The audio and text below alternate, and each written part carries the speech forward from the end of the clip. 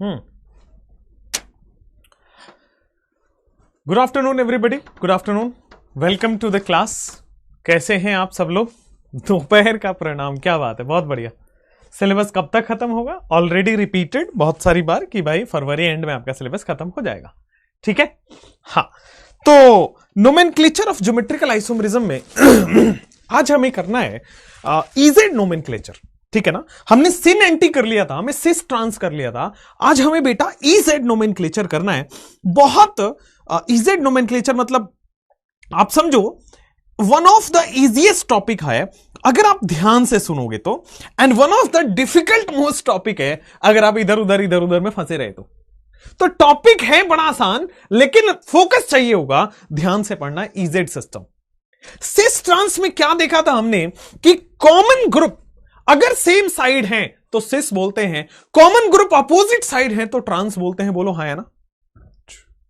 Common group same side है तो सिस बोलते हैं, कॉमन ग्रुप अपोजिट साइड है तो बेटा ट्रांस बोल देते हैं। बहुत बढ़िया। अब आते हैं इजेड नोमेनक्लेचर पे। इजेड नोमेनक्लेचर क्या है?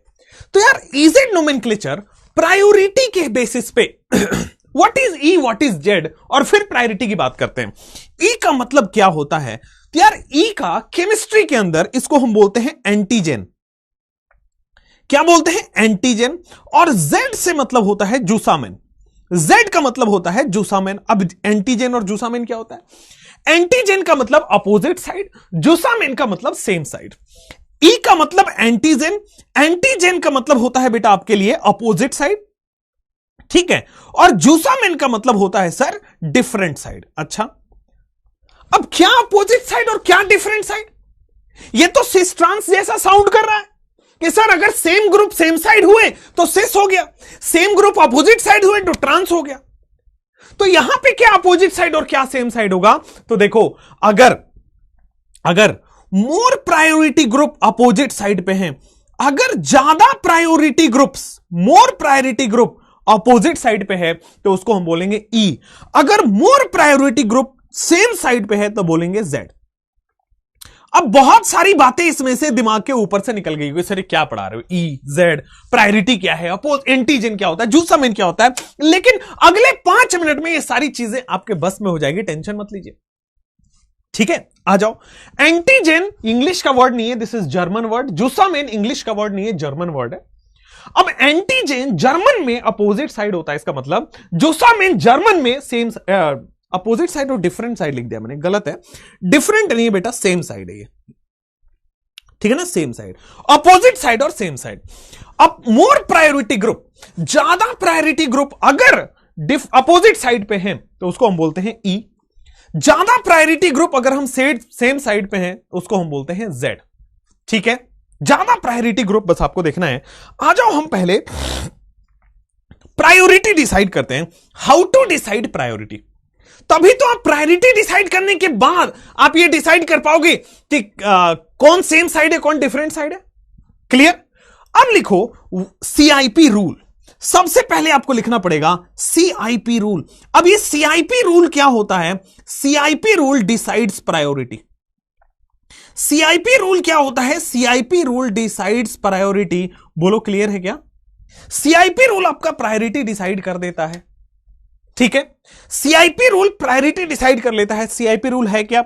सी का मतलब होता है बेटा आपके लिए कान, CAHN, दिस इज कान। आई का मतलब होता है आपके लिए इन गोल्ड, और पी का मतलब है आपके लिए प्रीलॉन्ग। ये 3 साइंटिस्ट का नाम है। आप सोचो साइंटिस्ट के नाम कैसे होते थे, ठीक है। कान, इन गोल्ड, प्रीलॉन्ग रूल होता है। 3 साइंटिस्ट ने मिलकर एक रूल बनाया था और उसी रूल से हम प्रायोरिटी डिसाइड करते हैं, ठीक है।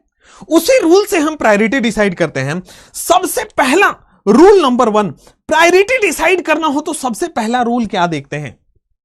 तो सीधा लिखो, priority is directly proportional to atomic number of atom. Priority is directly proportional to atomic number of atom. Atom का जो एटॉमिक नंबर है, atomic number of atom directly attached, atomic number of atom directly attached. तो यहां पे आ जाओ कि priority is directly proportional to atomic number of atom directly attached to double bond. ठीक है ना। डबल बॉन्ड से जो डायरेक्टली अटैच्ड होगा उसकी आपको एटॉमिक नंबर देखनी है, जितना ज्यादा एटॉमिक नंबर उतना ज्यादा प्रायोरिटी। रूल नंबर 1 पहले आप समझो। जैसे मान लो आपको यहां 3 एग्जांपल दिए गए हैं, अब इन तीनों एग्जांपल में आपको सीआईपी रूल लगाना है और प्रायोरिटी डिसाइड करना है। तो पहले प्रायोरिटी डिसाइड करते हैं, ई और जेड बाद में देखेंगे। सब लोग पेन नीचे नजरें ऊपर, क्वेश्चन है, पूछा जा रहा है ई और जेड क्या होगा। अब देखो यहां पे मैं सिस ट्रांस नहीं बोल सकता, कॉमन ग्रुप नहीं है। यहां पे ऑक्साइम नहीं है, एजो नहीं है, इसलिए सिन एंटी नहीं यूज हो सकता है, तो सिस ट्रांस यूज नहीं होगा, सिन एंटी यूज नहीं होगा, तो क्या यूज होगा? EZ nomenclature. जब चारों डिफरेंट हो बेसिकली उसमें हम इजेड नोमेनक्लेचर यूज करते हैं। अब आओ डबल बॉन्ड के लेफ्ट वाले साइड पे आते हैं। यहां ब्रोमीन है, आयोडीन है, किसका एटॉमिक नंबर ज्यादा है? बेटा आयोडीन का एटॉमिक नंबर ज्यादा है। जिसका एटॉमिक नंबर ज्यादा उसका प्रायोरिटी ज्यादा, और जिसका एटॉमिक नंबर कम हो गया प्रायोरिटी भी कम हो गया, सेकंड प्रायोरिटी कर दिया उसको। अब यहां पे आ जाओ, यहां क्लोरीन है, हाइड्रोजन है, क्लोरीन ज्यादा एटॉमिक नंबर है, जिसका एटॉमिक नंबर ज्यादा उसका प्रायोरिटी ज्यादा, बोलो हाँ या ना। अब देखो ये दोनों प्रायोरिटी सेम साइड आ रही हैं। अगर दोनों प्रायोरिटी सेम साइड आएगी तो मैं क्या जोर जोर से इसको बोल सकता हूं कि सर ये तो जूसामेन है, ये तो जेड है। क्लियर हुआ या नहीं हुआ? डबल बॉन्ड के दोनों एंड्स पे देखना है, प्रायोरिटी डिसाइड करनी है। जिसका एटॉमिक नंबर ज्यादा उसका प्रायोरिटी ज्यादा, जिसका एटॉमिक नंबर कम उसका प्रायोरिटी कम। इस वाले एंड पे आए, जिसका एटॉमिक नंबर ज्यादा उसका प्रायोरिटी ज्यादा, जिसके एटॉमिक नंबर कम उसकी प्रायोरिटी कम। अब हमने प्रायोरिटी डिसाइड कर लिया। देखो प्रायोरिटी सेम साइड है तो बेटा जूसामेन होता। अगर 1 और 1 डिफरेंट साइड हो जाते, 2 और 2 डिफरेंट साइड हो जाते, तो मैं उसको ई बोल देता। बोलो हाँ या ना। ई और जेड समझ में आ रहा है? कोई दिक्कत तो नहीं है? क्या हम आगे बढ़ सकते हैं बेटा? अगले क्वेश्चन पे आते हैं। यहां देखो इस दोनों में बताओ ई है कि जेड है?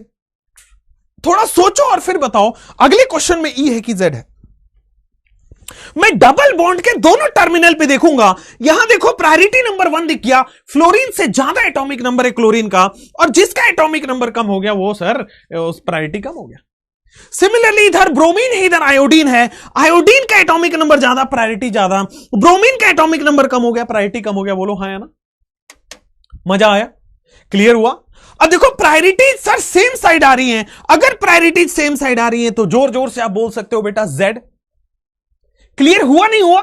ई और जेड बड़ा सिंपल है ना, कि आपको किसी भी तरह प्रायोरिटी डिसाइड करना है, और प्रायोरिटी डिसाइड रूल के हिसाब से मैंने एक रूल लिखा है, उससे तीनों क्वेश्चन हो जाएंगे। अब देखो डबल बॉन्ड की बात करो तो सर डबल बॉन्ड के लेफ्ट साइड में गया। यहां डबल बॉन्ड से डायरेक्टली अटैच कौन है? कार्बन। डबल बॉन्ड से डायरेक्टली अटैच क्या है? कार्बन। और यहां पे डायरेक्टली अटैच क्या है? हाइड्रोजन। कार्बन और हाइड्रोजन में कार्बन का एटॉमिक नंबर ज्यादा, देखो प्रायोरिटी ज्यादा। राइट हैंड साइड में गए तो सर नीचे की तरफ कार्बन है, ऊपर की तरफ ऑक्सीजन है। राइट हैंड साइड में गए तो नीचे की तरफ कार्बन है, ऊपर की तरफ ऑक्सीजन है। तो बेटा ऑक्सीजन की प्रायोरिटी ज्यादा है, कार्बन की प्रायोरिटी कम है। बोलो हाँ या ना। दोनों की प्रायोरिटीज डिफरेंट हो गई तो क्या ये ई हो गया? बोलो क्लियर है कि नहीं क्लियर है? बोलो यहां पे कि sir this is Z, this is Z, this is E. बोलो क्लियर हाँ या ना। तो एटॉमिक नंबर प्रायोरिटी डिसाइड करता है, this is rule number 1। Atomic number priority decide करता है, दिस इज रूल नंबर 1। और बहुत सारे क्वेश्चन में लगा लो तो ई और जेड आपके लिए सिंपल हो जाता है ना? सिंपल क्लियर है ना? सिंपल है ना? कोई दिक्कत तो नहीं है ना? आगे बढ़ सकते हैं। ये 3 क्वेश्चन में बताओ मुझे, लेफ्ट हैंड साइड पे जाओ, मुझे प्रायोरिटी नंबर 1 कहां दो? ऊपर की नीचे? लेफ्ट हैंड साइड पे गया, जिसका एटॉमिक नंबर ज्यादा उसको प्रायोरिटी ज्यादा, और जिसका एटॉमिक नंबर कम उसका प्रायोरिटी कम। जिसका एटॉमिक नंबर ज्यादा उसका प्रायोरिटी ज्यादा, जिसकी एटॉमिक नंबर कम उसकी प्रायोरिटी कम। हाँ या ना? बहुत अच्छा। उसके बाद यहां पे आओ, डायरेक्टली अटैच कौन है? नाइट्रोजन। यहां डायरेक्टली अटैच कौन है? कार्बन। जो डायरेक्टली अटैच है वो नाइट्रोजन है, उसका प्रायोरिटी ज्यादा, इसका प्रायोरिटी कम। अगर दोनों साइड प्रायोरिटीज सेम हो गए तो क्या ये जेड हो जाएगा? दोनों साइड प्रायोरिटीज कम हो गई तो क्या ये जेड हो जाएगा? हाँ या ना? अगर दोनों साइड प्रायोरिटीज सेम हो गई तो ये जेड हो गया। अगले क्वेश्चन पे आते हैं, नेक्स्ट क्वेश्चन पे आते हैं। मैं हर वैरायटी के क्वेश्चन आप देखते जाओगे, 1 2 3 4 पे पहुंचे, आपके पास वैरायटी चेंज हो चुकी है, 5th में तो बिल्कुल ही अलग हो गई है। डबल बॉन्ड के दोनों टर्मिनल पे जाना है, more atomic number has more priority, go for it. भाई राइट हैंड साइड पे गया, भाई यहां पे डायरेक्टली अटैच कौन है? कार्बन। यहां पे डायरेक्टली अटैच कौन है? कार्बन। देखना ये क्वेश्चन आप नहीं कर पाओगे, ध्यान से। Right hand side double bond के राइट हैंड साइड पे गया है, राइट हैंड साइड पे मैं डबल बॉन्ड से डायरेक्टली अटैच एटम को देखता हूं। सर डबल बॉन्ड से डायरेक्टली अटैच यहां कार्बन है, यहां भी डायरेक्टली अटैच कार्बन है, ठीक है। अब सर दोनों एटम सेम है तो आगे बढ़ो भाई। अब तो डिसाइड नहीं कर पा रहे हो किसका एटॉमिक नंबर ज्यादा है, दोनों कार्बन है, दोनों का एटॉमिक नंबर सेम है, तो आगे बढ़ो बेटा। आगे कैसे बढ़ोगे? तो सर आगे बढ़ोगे, एक आयोडीन और 2 हाइड्रोजन आपको मिल रहा है। हां सर मजा आ गया। सिमिलरली नीचे की तरफ देखोगे, ब्रोमीन है, फिर क्लोरीन है, फिर फ्लोरीन है। सर मजा आ गया। ऊपर क्या है? एक आयोडीन है और 2 हाइड्रोजन है, नीचे एक ब्रोमीन है और एक क्लोरीन और फ्लोरीन है। अगर पहला एटम सेम हो जाए तो उससे कनेक्टेड एटम का लिस्ट बना लो। अगर पहला एटम सेम हो जाए तो उससे कनेक्टेड एटम की लिस्ट बना लो। अब देखो यहां पे क्या है? आयोडीन और यहां पे क्या है? ब्रोमीन। तो सर प्रायोरिटी नंबर 1 ऊपर वाले को मिला है, प्रायोरिटी नंबर 2 नीचे वाले को मिला है। यहां पे ज्यादा एटॉमिक नंबर वाले एटम है, प्रायोरिटी उसको ज्यादा मिल जाएगी। चलो लेफ्ट हैंड साइड पे आते हैं। सर डायरेक्टली अटैच एटम पे फोकस किया, सर यहां भी कार्बन है, यहां भी कार्बन है। अब इस कार्बन से जुड़े हुए क्या है? तो सर ऊपर में सर देख पा रहे होंगे 3 हाइड्रोजन ही जुड़ा हुआ है, नीचे आप देख पा रहे होंगे सर 2 हाइड्रोजन और 1 ऑक्सीजन जुड़ा हुआ है। भाई नीचे एटॉमिक नंबर ज्यादा वाले एटम हैं, तो जो एटॉमिक नंबर ज्यादा उसको प्रायोरिटी मिल जाएगी, जो एटॉमिक नंबर कम उसको प्रायोरिटी कम मिल जाएगी। तो क्या ये ई सिस्टम बना कि नहीं बना? बोलो हां या ना। ई सिस्टम बना कि नहीं बना? कोई दिक्कत तो नहीं है ना? आगे बढ़ सकते हैं ना? हां या ना बोलना पड़ेगा, हाँ या ना बोलना पड़ेगा।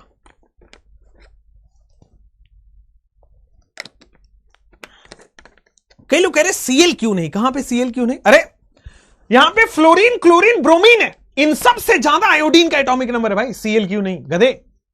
फ्लोरीन, फिर उसके नीचे होता है क्लोरीन, फिर उसके नीचे होता है ब्रोमीन, फिर उसके नीचे होता है iodine. Group number 17 periodic table. तो सबसे जो जितना नीचे होगा उसका एटॉमिक नंबर उतना ही ज्यादा होगा।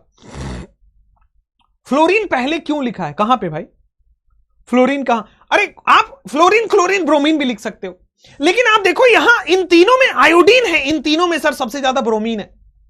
इन तीनों में सबसे ज्यादा कौन है? आयोडीन। इन तीनों में सबसे ज्यादा कौन है? ब्रोमीन। क्लियर हुआ?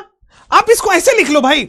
आप कंफ्यूज हो रहे हो, आपकी मर्जी चलेगी, टेंशन मत लो, कॉन्सेप्ट चेंज नहीं होगा। फ्लोरीन, क्लोरीन, ब्रोमीन कर लो, कोई दिक्कत थोड़ी है। इन तीनों में सबसे हाईएस्ट एटॉमिक नंबर किसका है? ब्रोमीन का। इन तीनों में सबसे हाईएस्ट एटॉमिक नंबर किसका? आयोडीन का। तो सर यहां आयोडीन का एटॉमिक नंबर ज्यादा है, यहां ब्रोमीन का, तो सबसे ज्यादा इसका हुआ, 1 दे दिया उसको।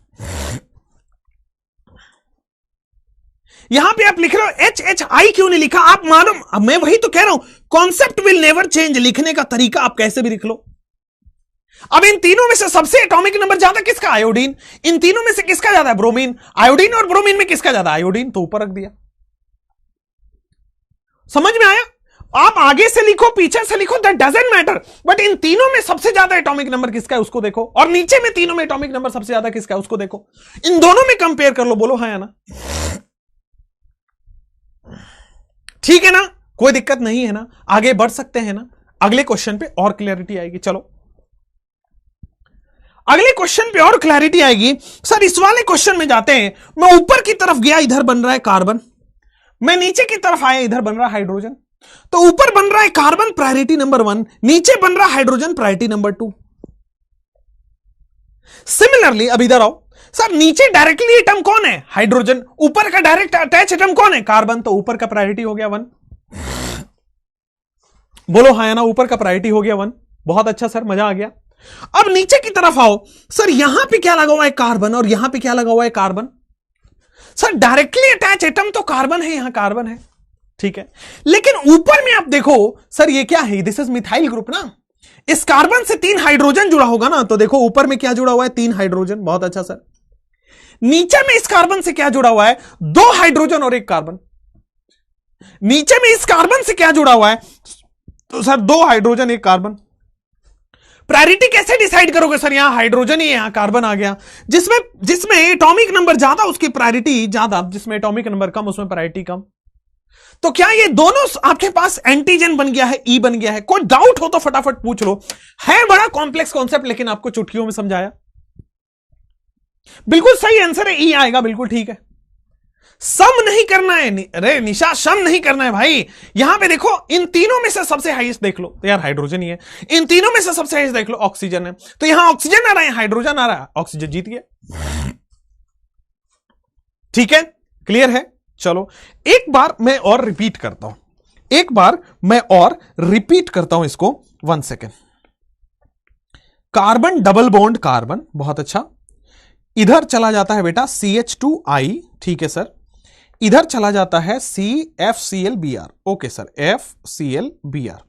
अब जो बताऊंगा ना वो दिमाग में ऐसे चमकेगा, आपको देखना। इधर जो है वो CH3 लगा दिया है और लेफ्ट हैंड साइड में मेरे प्यारे बच्चे CH2OH लगाया हुआ है।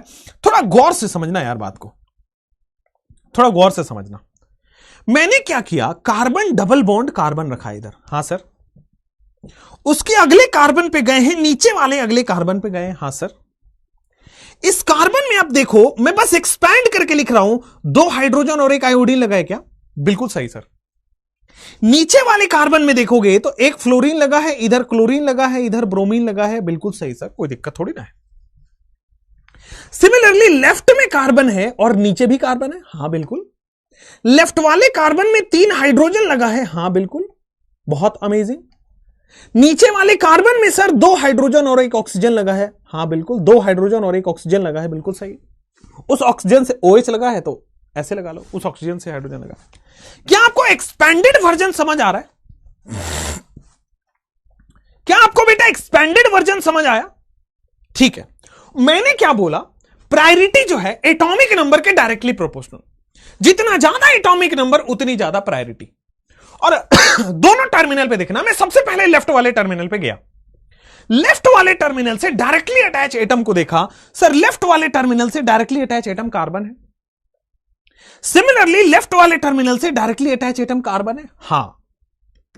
लेफ्ट वाले एटम से डायरेक्टली अटैच एटम कार्बन है, सर यहां से डिसाइड नहीं हो सकता, दोनों का एटॉमिक नंबर सेम है।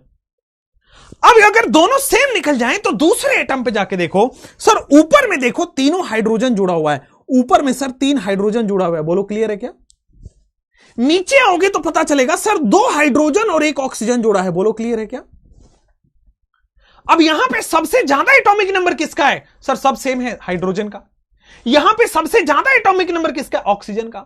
यहां हाइड्रोजन है, यहां ऑक्सीजन है। ज्यादा एटॉमिक नंबर कहां दिख रहा है? नीचे के साइड। मोर एटॉमिक नंबर कहां दिख रहा है? नीचे के साइड। मोर एटॉमिक नंबर वाला एटम कहां दिख रहा है? नीचे के साइड।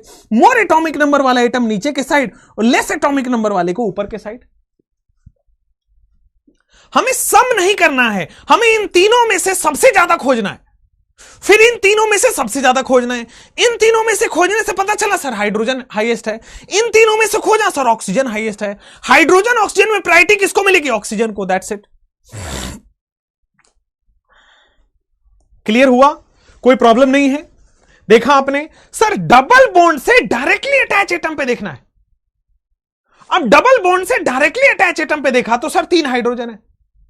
यहां डबल बॉन्ड से डायरेक्टली अटैच एटम पे देखना है, क्या देखा? 2 हाइड्रोजन और 1 ऑक्सीजन है। ठीक है ना? क्लियर है ना? कोई दिक्कत नहीं है? चलो सिमिलरली डबल बॉन्ड से डायरेक्टली अटैच एटम पे गया, सर यहां कार्बन है और यहां भी कार्बन है।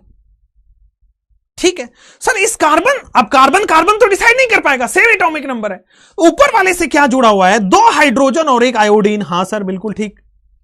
नीचे वाले से क्या जुड़ा हुआ है? 1 फ्लोरीन, 1 क्लोरीन और 1 ब्रोमीन। सर ऊपर वाले में सबसे हाईएस्ट एटॉमिक नंबर कौन है? आयोडीन है सर। नीचे वाले में सबसे हाईएस्ट एटॉमिक नंबर कौन है? सर ब्रोमीन है सर। अब कंपेयर कर लो सर, आयोडीन की एटॉमिक नंबर ज्यादा, प्रायोरिटी ज्यादा, ब्रोमीन की एटॉमिक नंबर कम, प्रायोरिटी कम। अरे बिल्कुल समझ आ रहा है क्या? दोनों 1 और 1 अपोजिट साइड आने से क्या मैं ई बोल सकता हूं? अनिका बेटा एकदम क्लियर हुआ, कोई दिक्कत नहीं है, हम आगे बढ़ सकते हैं। कई लोग कह रहे हैं कि सर एक बार लास्ट क्वेश्चन को एक बार फिर से करा दो। चलो आओ लास्ट क्वेश्चन को करा देते हैं, कोई दिक्कत थोड़ी ना है। जब तक समझोगे नहीं तब तक छोड़ेंगे नहीं। लास्ट को सर जी सुनो ना, लास्ट वाला ट्रांस है ना, ट्रांसिस क्यों बोल रहे हो भाई? ट्रांसिस क्यों बोल रहे हो? अभी तो हम इजेड पढ़ रहे हैं। C डबल बॉन्ड C है, यहां पे हमने इथाइल लिया हुआ है, यहां पे हमने हाइड्रोजन लिया हुआ है। सिमिलरली सर यहां पे हमने इथाइल लिया हुआ है और यहां पे हमने मिथाइल लिया हुआ है। बिल्कुल सही जवाब है कि सर ये ट्रांस है, क्योंकि इथाइल और इथाइल सेम है। आपका गड़बड़ नहीं है। लेकिन ई और जेड में से क्या नोमेनक्लेचर दें इसका? अब डबल बॉन्ड के दोनों टर्मिनल पे देखो सर, सबसे पहले बाएं साइड पे चलते हैं, लेफ्ट पे, ठीक है। डायरेक्टली अटैच एटम को देखा सर, यहां पे डायरेक्टली अटैच एटम कार्बन दिखा मुझे, सबको दिखा क्या? कार्बन। सिमिलरली यहां पे डायरेक्टली अटैच एटम कौन दिख रहा है सर? कार्बन दिख रहा है, सबको दिखा क्या? कार्बन, ठीक है सर। यहां पे डायरेक्टली अटैच एटम सर हमको कार्बन दिखा, सबको दिख गया। सिमिलरली यहां पे डायरेक्टली अटैच एटम हाइड्रोजन दिखा, सबको दिख गया। वाह, राइट हैंड साइड में तो बड़ा सिंपल जॉब हो गया। डायरेक्टली अटैच एटम कार्बन है, ज्यादा एटॉमिक नंबर, हाइड्रोजन है लेस एटॉमिक नंबर, मजा आ गया। लेकिन लेफ्ट हैंड साइड पे देखा सर, यहां भी कार्बन है, यहां भी कार्बन है, कैसे डिसाइड करें? तो सर अगर यहां कार्बन है तो 3 हाइड्रोजन होने वाला है। देखो लेफ्ट हैंड साइड के कार्बन से 3 हाइड्रोजन होने वाला है, ठीक है, क्लियर है। लेफ्ट हैंड साइड के कार्बन से क्या कनेक्टेड है? 3 हाइड्रोजन कनेक्टेड है।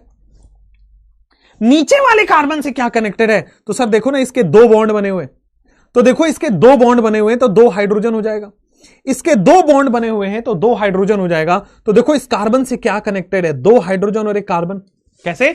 इस वाले कार्बन से सर ये देखो 2 व्हाइट वाले हाइड्रोजन और 1 ग्रीन वाला कार्बन भी तो जुड़ा है। सर ऊपर और नीचे में प्रायोरिटी किसकी ज्यादा मिलेगी? ऑब्वियसली सर नीचे कार्बन पड़ा है और ऊपर कुछ भी नहीं पड़ा, हाइड्रोजन ही है। अगर प्रायोरिटीज डिफरेंट साइड हो जाती है तो क्या मैं ई बोल देता हूं? बोलो हाँ या ना, क्लियर? कोई दिक्कत तो नहीं है? समझ में आया कि नहीं आया? कोई दिक्कत नहीं, आगे बढ़ सकते हैं क्या? सुरभि बेटा आप कंफ्यूजन तो बताइए। एकदम ठीक है, आगे बढ़े।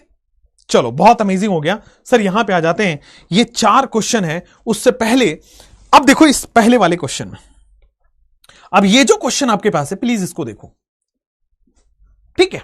इधर आओ सर, इसको ट्रांस बोलेंगे या ई? बेटा इसको ट्रांस भी बोलेंगे, ई भी बोलेंगे। अगर आपके क्वेश्चन में ऑप्शन में ट्रांस है तो ट्रांस मारेंगे, ऑप्शन में ई है तो ई मारेंगे, ऑप्शन में ट्रांस और ई दोनों है तो both of these are correct आएगा। क्लियर हुआ? कोई दिक्कत तो नहीं है? सर एटॉमिक नंबर ज्यादा हाइड्रोजन, आयोडीन एंड बीआर का है। अरे बेटा फिर आप नहीं समझे अभी, रुको पीछे चलो पहले। तो इन तीनों में से सबसे ज्यादा एटॉमिक नंबर किसका है? आयोडीन का, ठीक है सर। इन तीनों में से सबसे ज्यादा एटॉमिक नंबर किसका है? ब्रोमीन का।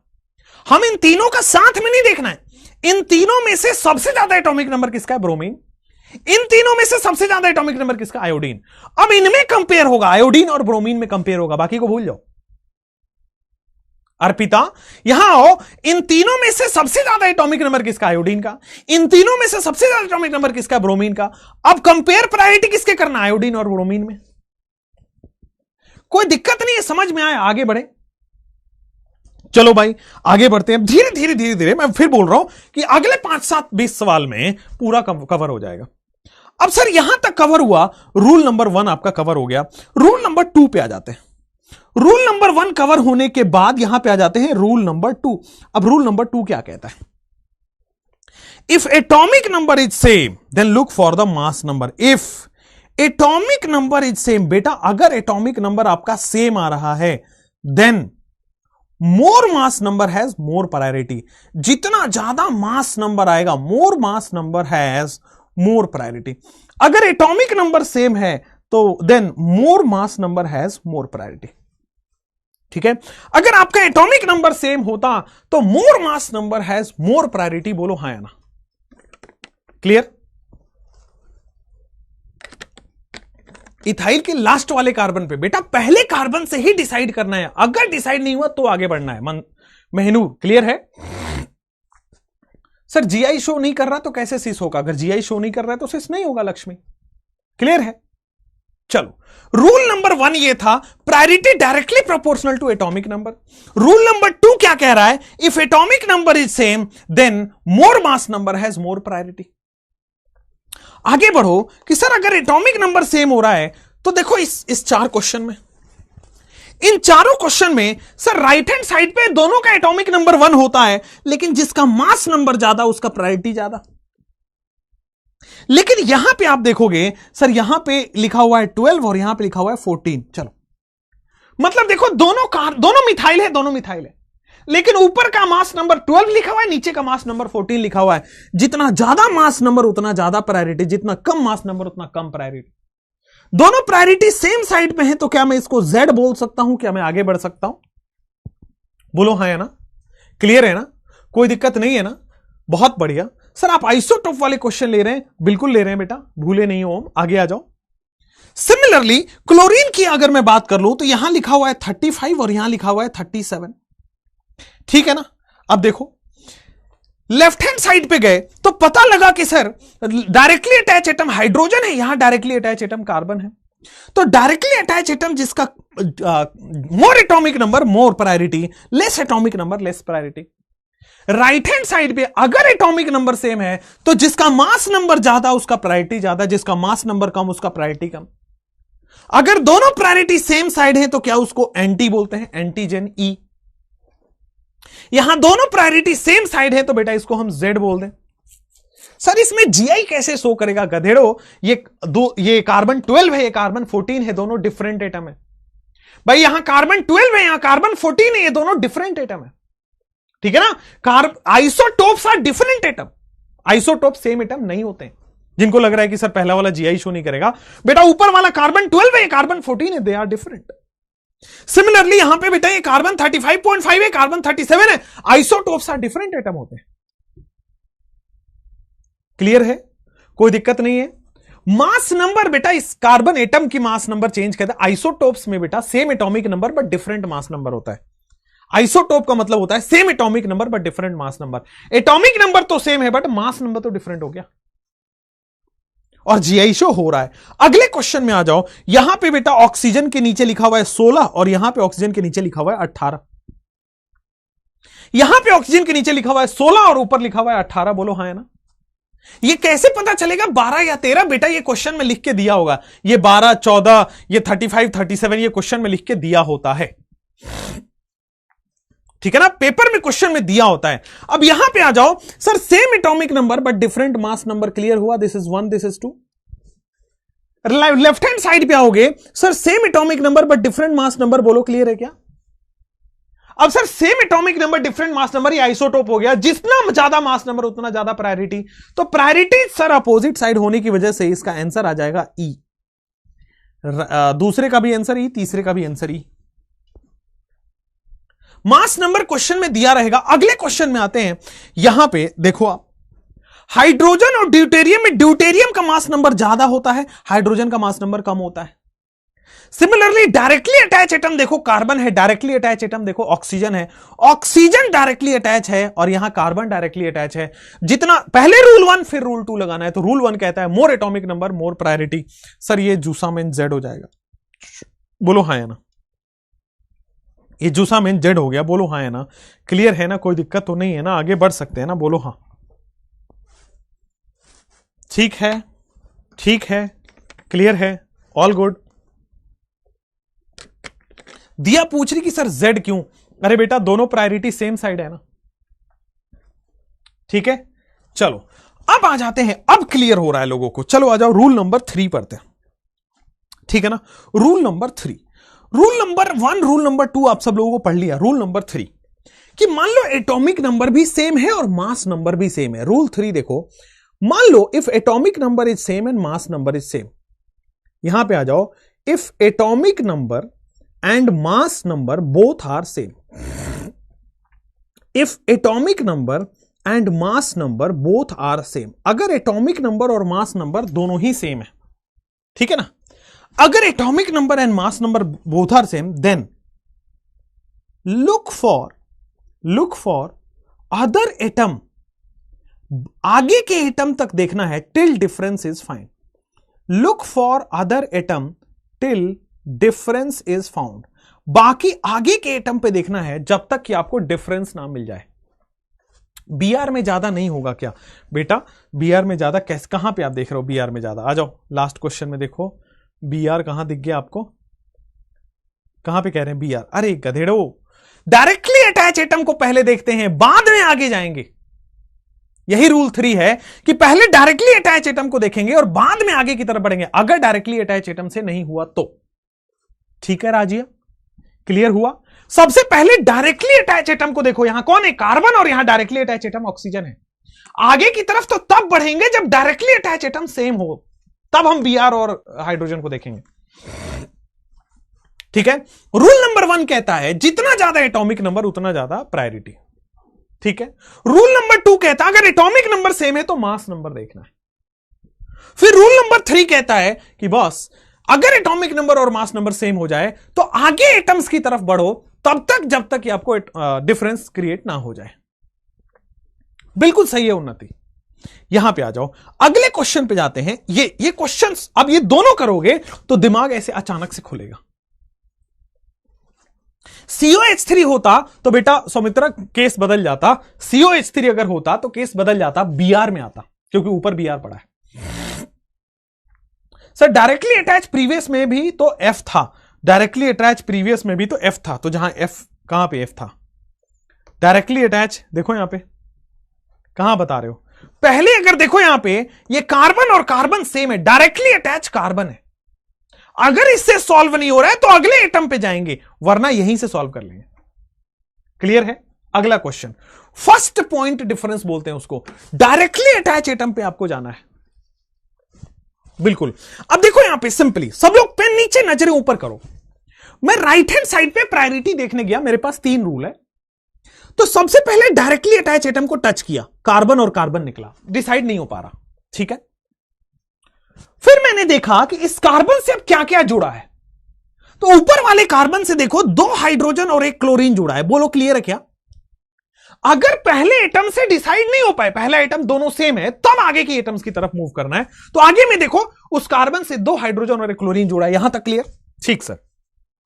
नीचे में क्या क्या जुड़ा है? तो नीचे में सर 2 हाइड्रोजन और 1 ब्रोमीन जुड़ा है। बोलो ऑल गुड, कोई दिक्कत नहीं है?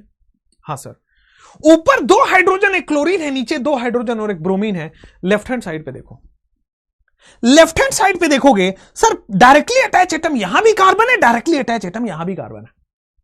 तो अगर पहले एटम से डिसाइड नहीं हो पाए तब आगे के एटम्स को देखते हैं। तो देखो यहां पे आज इस कार्बन से क्या क्या जुड़ा है? तो 2 हाइड्रोजन और 1 कार्बन, 2 हाइड्रोजन जुड़ा हुआ है और एक अगला कार्बन जुड़ा हुआ है। ठीक है सर।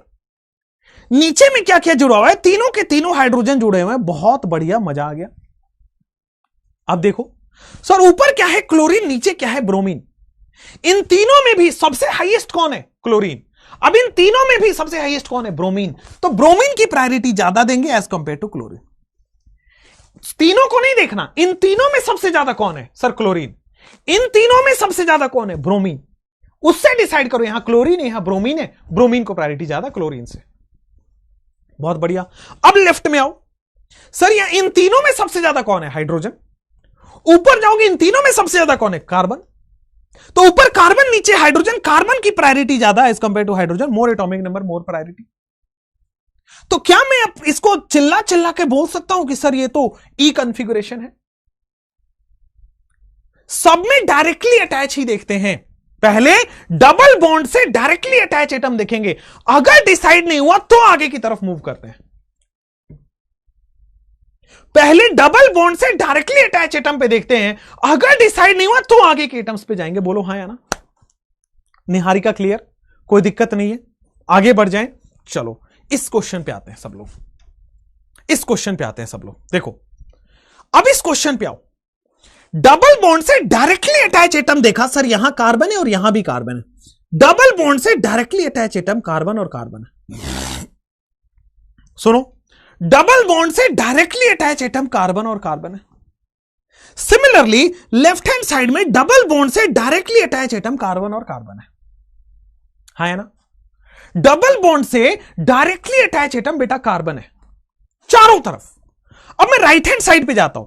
अब इससे तो डिसाइड नहीं हुआ, डायरेक्टली अटैच एटम से डिसाइड नहीं हुआ, तब आगे के क्वेश्चंस पे जाओगे तो इस पे देखो 3 कार्बन जुड़े हुए हैं। अगर इस एटम से डिसाइड नहीं हुआ तो आगे के एटम्स देखो क्या क्या बॉन्डिंग है। सर 3 कार्बन जुड़े हुए हैं। नीचे की तरफ देखो सर 2 कार्बन और 1 हाइड्रोजन जुड़ा है। बहुत बढ़िया, 2 कार्बन और 1 हाइड्रोजन जुड़ा है। यहां पे देखो सर ज्यादा, देखो 2 कार्बन से कैंसिल हो गया भाई। यहां भी 2 कार्बन, यहां भी 2 कार्बन, कैंसिल हो गया। बचा क्या? ऊपर कार्बन नीचे हाइड्रोजन, ऊपर कार्बन नीचे हाइड्रोजन। जितना ज्यादा एटॉमिक नंबर उतना ज्यादा प्रायोरिटी। अब लेफ्ट हैंड साइड पे आते हैं। Sir first directly attach atom तो सेम है। अगर डायरेक्टली अटैच एटम सेम है तो देखो हम कंपेयर करते हैं कि क्या क्या अटैच्ड एटम है। तो देखो यहां भी कार्बन जुड़ा है, कार्बन जुड़ा है, कार्बन जुड़ा है। ऊपर जाओगे तो सर 2 हाइड्रोजन और 1 ऑक्सीजन जुड़ा हुआ है, दिख रहा है क्या? ऊपर जा रहे हो इस कार्बन से 2 हाइड्रोजन और 1 ऑक्सीजन जुड़ा हुआ है। हां सर, तो अब देखो सबसे ज्यादा हाईएस्ट कौन है? ऑक्सीजन। यहां सबसे हाईएस्ट कौन है? कार्बन। ऑक्सीजन का एटॉमिक नंबर ज्यादा होता है, उसकी प्रायोरिटी ज्यादा मिलेगी एज कंपेयर टू नीचे वाला। तो बेटा इसको मैं जूसा मैन बोल दूं क्या? इसको मैं जेड फॉर जेब्रा बोल दूं क्या? अब आपके दिमाग में बैठ रहा होगा कि सर सबसे पहले डायरेक्टली अटैच एटम को देखना है। अगर डायरेक्टली अटैच एटम का एटॉमिक नंबर ज्यादा तो उसकी प्रायोरिटी ज्यादा, अगर एटॉमिक नंबर सेम है तो मास नंबर देखना है, और अगर दोनों सेम है तो पहले एटम से डिसाइड नहीं हो पा रहा है तो अगले एटम्स पे जाइए। हाँ या ना? क्लियर है? कोई दिक्कत नहीं है, आगे बढ़े। अगला क्वेश्चन आपके स्क्रीन पे मुझे करके बताओ। अगली ये 2 क्वेश्चन आपको करके बताने, किसका ई है किसका जेड है, राइट? अगली ये 2 क्वेश्चन, हां बाकी 25% क्वेश्चन अभी खत्म होने दो, 4-5 और क्वेश्चन। अब सुनो, सब लोग इधर सुनो, अभी तक जितना समझ आया बहुत अच्छी बात। अब जब भी इजेड का क्वेश्चन आए तो क्या करना है? तो सर सबसे पहले रूल 1 लगाना है, डायरेक्टली अटैच एटम को खोजो। डबल बॉन्ड से डायरेक्टली अटैच एटम पे अंडरलाइन मार दो। तो सर डबल बॉन्ड से डायरेक्टली अटैच एटम को हमने अंडरलाइन मार दिया, ठीक है। डबल बॉन्ड से डायरेक्टली अटैच एटम को हर क्वेश्चन में स्टेप नंबर 1 ये करना है, डबल बॉन्ड से डायरेक्टली अटैच एटम को अंडरलाइन मारो। ठीक है सर, मजा आ गया, समझ में आ गया। अब क्या करना है? More atomic number more priority. पता चला सर दोनों का एटॉमिक नंबर सेम ही तो है, कार्बन ही तो है। अच्छा, लेफ्ट में देखो, मोर एटॉमिक नंबर मोर प्रायोरिटी, पता चला दोनों का एटॉमिक नंबर सेम ही तो है। फिर देखो more mass number more priority, sir mass number भी सेम है तो प्रायोरिटी भी सेम हो जाएगी। अब आता है, अगर पहले एटम से डिसाइड नहीं हो पा रही है तो बाकी के एटम्स को देखो। तो देखो इस कार्बन से क्या जुड़ा है? देखो ये जो ऊपर वाला कार्बन है जिसको मैंने अंडरलाइन किया है उससे क्या जुड़ा हुआ है? तो देखो 2 हाइड्रोजन और आगे कार्बन जुड़ा हुआ है। इस वाले कार्बन से क्या जुड़ा है? इससे 2 हाइड्रोजन और एक अगला कार्बन जुड़ा है। तो बेटा मैंने क्या लिख दिया? 2 हाइड्रोजन और एक कार्बन लिख दिया, मजा आ गया सर। सिमिलरली इस कार्बन से देखो क्या जुड़ा है। तो इस कार्बन से 1 हाइड्रोजन और 2 मिथाइल जुड़े। ये कैसे है बेटा? ये ऐसे तो है, 1 हाइड्रोजन और 2 मिथाइल जुड़े हुए। भाई इसको एक्सपेंड करके ऐसे ही तो लिखते हैं। इस कार्बन से क्या जुड़ा है? 1 हाइड्रोजन और 2 कार्बन। इस कार्बन से क्या जुड़ा है? 1 हाइड्रोजन और 2 कार्बन। इस कार्बन से क्या जुड़ा है? गौर से देखो, 1 हाइड्रोजन और 2 कार्बन। तो वो चीज लिख दो बेटा, 1 हाइड्रोजन और 2 कार्बन। तो मजा आया सर, ठीक है, यहां तक समझ आ गया। 1 हाइड्रोजन और 2 कार्बन, बहुत बढ़िया, अमेजिंग। 1 हाइड्रोजन और 2 कार्बन HCC। ऊपर चलो, लेफ्ट हैंड साइड में जाओ। तो सर लेफ्ट हैंड साइड में ये भी डिसाइड नहीं कर पा रहा, ये भी डिसाइड नहीं कर पा रहा, दोनों सेम है। तो इससे क्या क्या जुड़ा है? तो देखो 2 हाइड्रोजन और 1 ब्रोमीन जुड़ा है। ऊपर वाले में सर 2 हाइड्रोजन और 1 ब्रोमीन जुड़ा है, बहुत बढ़िया, अमेजिंग, क्लियर, समझ आ गया। नीचे जाओगे क्या दिख रहा है? तो सर नीचे जाओगे तो 1 हाइड्रोजन 1 ब्रोमीन और 1 कार्बन जुड़ा है। नीचे जाओगे तो 1 हाइड्रोजन 1 ब्रोमीन और 1 कार्बन जुड़ा है, बोलो क्लियर। नीचे जाओगे तो 1 हाइड्रोजन 1 ब्रोमीन और 1 कार्बन जुड़ा हुआ है, बहुत ही अमेजिंग।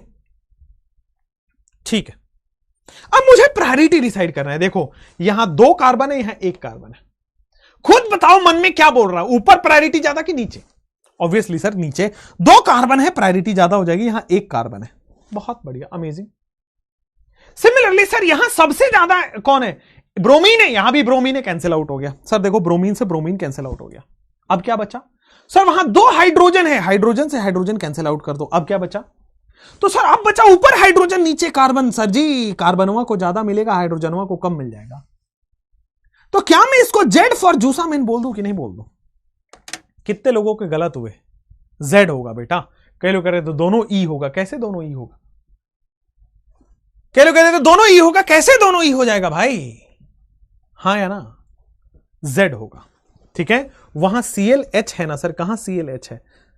अरे भाई अगले कार्बन पे आप क्यों पहुंच गए? मैं तो इस कार्बन की बॉन्डिंग देखूंगा, ये Cl तो इससे जुड़ा है। आप लोग यही कंफ्यूज हो गए ना? मैं फिर बोल रहा हूं बेटा, स्टेप नंबर 1 है डायरेक्टली अटैच एटम को देखना है। आप आगे क्यों बढ़ जा रहे हो भाई? Cl क्यों बढ़ जा रहे हो? यहां आयोडीन लगाओ तो भी कोई फर्क नहीं पड़ेगा, ठीक है। हमेशा 3 ही एलिमेंट रहेंगे क्या? Yes, always. अगले क्वेश्चन में आइए।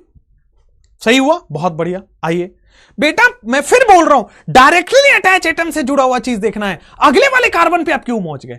क्लोरीन तो नेक्स्ट कार्बन से जुड़ा हुआ है, यही तो गलती है। मैं बार बार बोल रहा हूं, पहले वाले कार्बन पे देखना है बेटा आपको, अगले पे, आगे पे नहीं जाना है। ठीक है। कई निकिता पूछ रही है कुछ, सर HCC क्या है? CHH।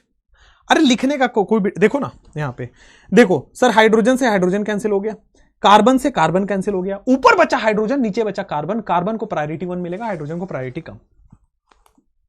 क्लियर? समझ में आया? आगे बढ़ सकते हैं। अगला क्वेश्चन में अप्लाई करते हैं, यहां पे तो जरूर सही कर लेंगे। आगे बढ़िए, इस क्वेश्चन पे अप्लाई करते हैं। आओ देखो, मैं सबसे पहले डायरेक्टली अटैच एटम को क्या करूंगा? अंडरलाइन करूंगा। सर डायरेक्टली अटैच एटम, ऊपर कार्बन नीचे क्लोरीन, ये तो बड़ा आसान हो गया मेरे लिए। ऊपर कार्बन नीचे क्लोरीन, ठीक है। लेफ्ट हैंड साइड पे आया, सर यहां तो बड़ा आसान हो गया मेरे लिए, ऊपर नाइट्रोजन नीचे क्लोरीन, मोर एटॉमिक नंबर मोर प्रायोरिटी। तो बेटा ये क्या ई हो गया क्या? बेटा ये क्या ई हो गया क्या? समझ में आ गया क्या? कोई दिक्कत नहीं है क्या? हाँ या ना बोलना पड़ेगा क्या? बहुत बढ़िया, बहुत बढ़िया, अमेजिंग। आगे बढ़े, बहुत बढ़िया, अमेजिंग, आगे बढ़े। आगे बढ़ जाते हैं, आ जाओ। मुझे बताओ लेफ्ट हैंड राइट में कौन सा ज्यादा होगा? किसका ई, किसका जेड? मुझे बताओ लेफ्ट हैंड राइट में किसका ई, किसका जेड? इससे पहले कि मैं आगे बढ़ूं, रूल नंबर 4 भी पढ़ ही लेते हैं। आ जाओ, रूल नंबर 4। रूल नंबर 3 हो गया, रूल नंबर 4 लिख लेते हैं। रूल नंबर 4, ठीक है ना? रूल नंबर 4 कहता है कि if directly attach atom has pi bond, if directly, अभी तक हमने ऐसा कोई क्वेश्चन नहीं किया जहां डायरेक्टली अटैच एटम के पास पाई बॉन्ड हो। If directly attach atom has pi bond, then make dummy atoms for this, then make dummy atoms for this, then make dummy atoms for this, then make dummy atoms for this. यहां पे आ जाओ। CIP rule decides priority, yes E होगा, ठीक है। चलिए कोई बात नहीं, यहां पे आइए। अब ये रूल नंबर 4 लिख लो, लेकिन समझ नहीं आएगा, ये मैं पहले ही बता देता हूं। समझ तब आएगा जब मैं एक एग्जांपल करा के आपको बता दूंगा। तो पहले फटाफट से 30 सेकंड में लिखो, फिर मैं एक एग्जांपल करके बताता हूं, फिर समझ आएगा। दोनों आंसर आपके लाइबा के राइट हो गए, बहुत बढ़िया। कितना रूल्स है भैया? तो बेटा 4 ही रूल है, टोटल 4 रूल्स है, इसमें पूरा CIP रूल हो जाता है। क्लियर है? सारे आंसर करेक्ट हुए, मजा आ गया, यश बहुत बढ़िया, अमेजिंग। राइट साइड में कैसे लिखे बेटा खुशी, वो भी समझ आ जाएगा, ठीक है। डमी एटम्स का मतलब अभी समझाऊंगा, डमी एटम्स का मतलब अभी समझाऊंगा, ठीक है ना? पहले ये लिख लो, फिर मैं डमी एटम्स क्या है, पाई बॉन्ड होगा तो क्या करेंगे, वो तो अभी हमारा पार्ट है, वो तो अभी हमें सीखना है। अच्छी बात है, सीखना है। डन है? लिख लिया? आगे बढ़े, अगले क्वेश्चन पे आते हैं। एक जब तक एग्जाम्पल ना कराऊं मजा, मतलब आपको कैसे समझ आएगा, ठीक है। आओ, अब रूल नंबर 4 आपने लिख लिया। जैसे मान लिए डायरेक्टली अटैच एटम के पास डबल बॉन्ड हो, तो हम क्या करेंगे? डायरेक्टली अटैच एटम के पास डबल बॉन्ड हो तो हम क्या करेंगे, मैं आपको अभी सिखाता हूं।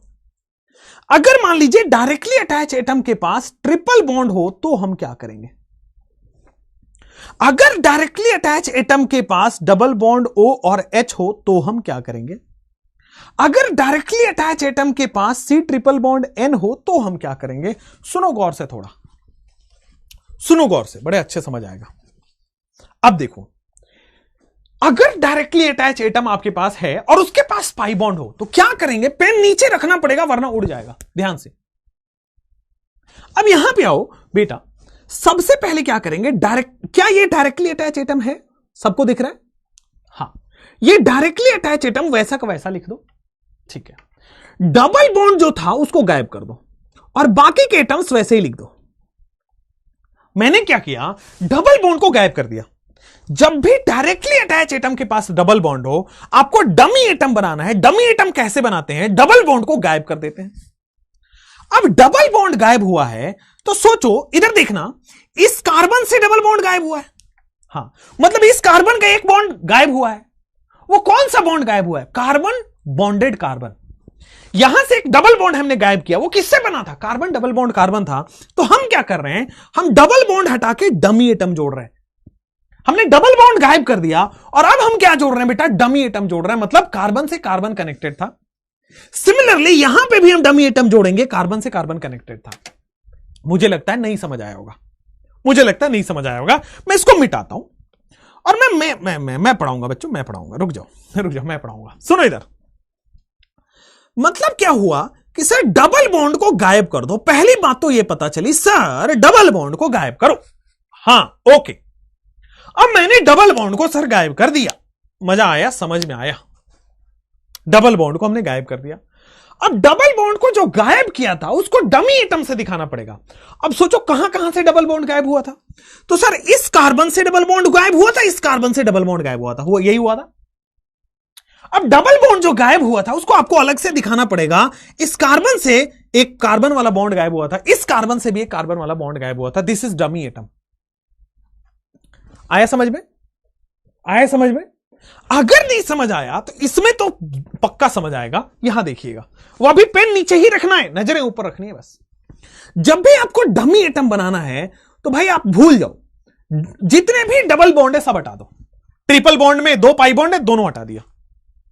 अब देखो कहां कहां से हमने बॉन्ड हटाया है, तो सर इस कार्बन से हमने बॉन्ड हटाया, इस कार्बन से हमने बॉन्ड हटाया।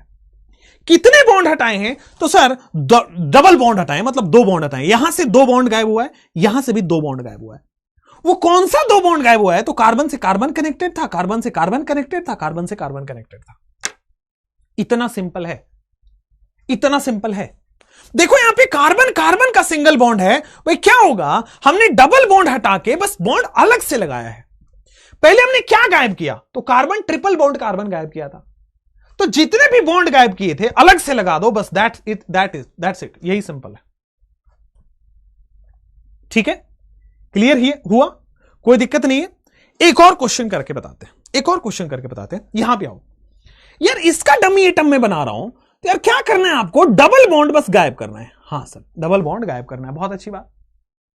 अब डबल बॉन्ड गायब करना है, कहां कहां से गायब हुआ, इस कार्बन से बॉन्ड गायब हुआ था, इस ऑक्सीजन से बॉन्ड गायब हुआ था। यहां देखना, डबल बॉन्ड हमने गायब कर दिया है, तो इस कार्बन से बॉन्ड गायब हुआ था, इस ऑक्सीजन से बॉन्ड गायब हुआ था। इस कार्बन से कौन सा बॉन्ड गायब किया है, कार्बन और ऑक्सीजन वाला बॉन्ड गायब किया है, तो यहां पे लिखना पड़ेगा कार्बन और ऑक्सीजन वाला बॉन्ड दिखाना पड़ेगा। इस ऑक्सीजन से कौन सा बॉन्ड गायब किया है, इस ऑक्सीजन से जो कार्बन से बॉन्ड बना है वो गायब किया है, तो ये वाला बॉन्ड, दैट्स इट। जो हमने गायब किया है वो बता देना है, दैट्स इट। ठीक है, यहां पे देखो इससे क्या गायब किया था, कार्बन और ऑक्सीजन वाला बॉन्ड गायब किया था, तो ऑक्सीजन लगा दिया। यहां पे ऑक्सीजन किससे बॉन्डेड है, कार्बन से, वो गायब किया था, तो ऑक्सीजन से कार्बन लगा दिया। इजी है, आरएस नोमेनक्लेचर की तरह। हां, वो भी आएगा आगे ऑप्टिकल आइसोमरिज्म में। अब यहां सी ट्रिपल बॉन्ड एन देखो, बड़ा सिंपल है सर, कार्बन और नाइट्रोजन, मैंने यही तो किया है, सारे बॉन्ड्स हटा दिए। ठीक है, अब देखो लेफ्ट वाले कार्बन से हमने 2 बॉन्ड हटाए हैं, बिल्कुल सही। राइट वाले नाइट्रोजन से भी हमने 2 बॉन्ड हटाए हैं, बिल्कुल सही।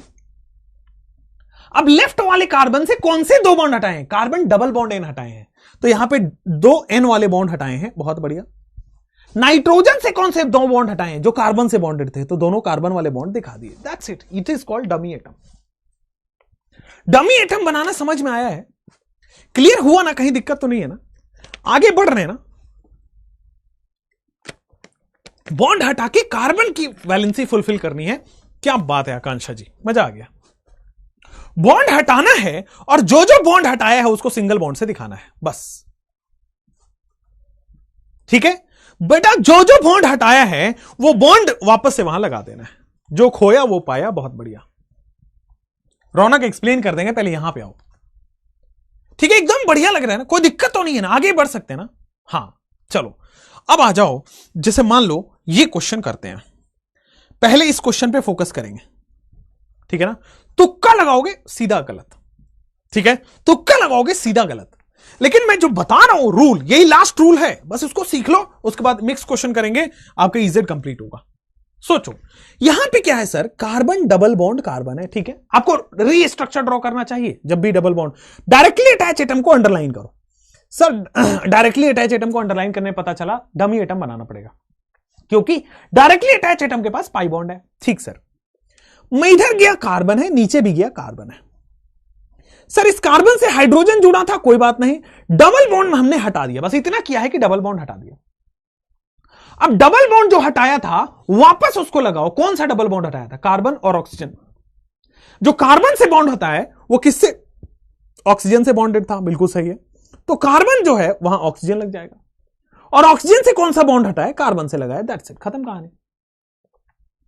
सिमिलरली नीचे आओ, सर इस कार्बन ट्रिपल बॉन्ड कार्बन की जगह बस डबल बॉन्ड लगाना है, ठीक है। और यहां पे सर 2 कार्बन यहां पे और 2 कार्बन यहां पे, दैट्स इट। आपने ट्रिपल बॉन्ड का अभी थोड़ी देर पहले देखा था। सिमिलर कंडीशन भाई, कार्बन और सिंगल बॉन्ड एन है, नीचे जाओगे कार्बन और यहां पे कार्बन है, ठीक है ना। यहां पे बड़ा इजी देखना, ऊपर वाले को दिखा रहा हूं। 2 बॉन्ड हमने हटाए हैं और दोनों बॉन्ड यहां पे लगा दो। कार्बन किससे बॉन्डेड था? नाइट्रोजन से, लगा दो। नाइट्रोजन किससे बॉन्डेड था? कार्बन से, लगा दो, खत्म भाई। बड़ा सिमिलर कंडीशन है, बड़ा सिमिलर कंडीशन है भाई। यहां पे कार्बन और यहां पे आ जाएगा कार्बन, ठीक है। कार्बन और कार्बन 2 हाइड्रोजन बॉन्डेड थे, हैं और रहेंगे। यहां पे एक हाइड्रोजन बॉन्डेड था, है और रहेगा, है ना, ठीक है।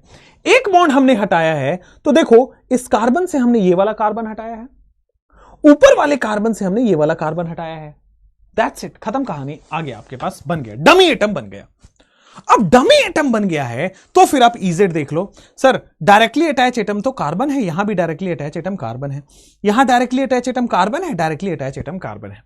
अब अगर डायरेक्टली अटैच एटम सेम है तो क्या देखेंगे? अगले एटम्स। तो इस कार्बन से क्या क्या बॉन्डेड है? तो इस कार्बन से हाइड्रोजन, ऑक्सीजन और ऑक्सीजन बॉन्डेड है, ओके। सिमिलरली नीचे देखो, इस कार्बन से क्या क्या बॉन्डेड है? तो बेटा 3 कार्बन बॉन्डेड है, कोई दिक्कत नहीं है, ठीक है ना। इस कार्बन से क्या क्या बॉन्डेड है? 1 हाइड्रोजन और 2 ऑक्सीजन बॉन्डेड है। सिमिलरली इस कार्बन से 3 के कार्बन बॉन्डेड है, बहुत अच्छा। लेफ्ट में चलो, लेफ्ट में सर 3 नाइट्रोजन बॉन्डेड है, बहुत अमेजिंग। नीचे आओगे सर 1 हाइड्रोजन 2 कार्बन बॉन्डेड है। प्रायोरिटी आप अपने आप डिसाइड करोगे या मैं बताऊं? हां, तो सर यहां पे देखो ऑक्सीजन है, नीचे कार्बन है, ऑब्वियसली ऊपर वाले को प्रायोरिटी मिल जाएगी। यहां देखो नाइट्रोजन है, यहां कार्बन है, सर ऊपर वाले को प्रायोरिटी मिल जाएगी। ZN जूसा मेन इज द आंसर। बोलो हाँ या ना। इसमें H भी तो अटैच है नीचे वाले से, हाँ बेटा कार्बन, हाँ H भी अटैच है, बिल्कुल सही है, आपने सही सुना, बहुत सही। हाइड्रोजन लगा दो। नेहल बहुत अच्छा, अमेजिंग, गुड ऑब्जर्वेशन, ठीक है। सानिया आपने भी दिखा है, बहुत बढ़िया सानिया। और ठीक है, Z है, ओके फाइन।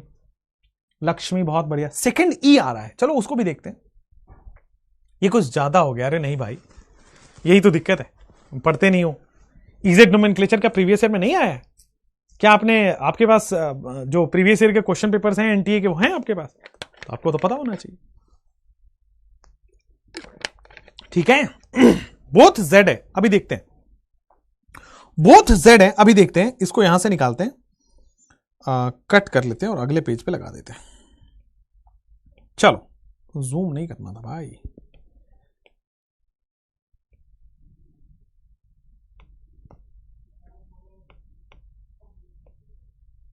वन सेकेंड ना,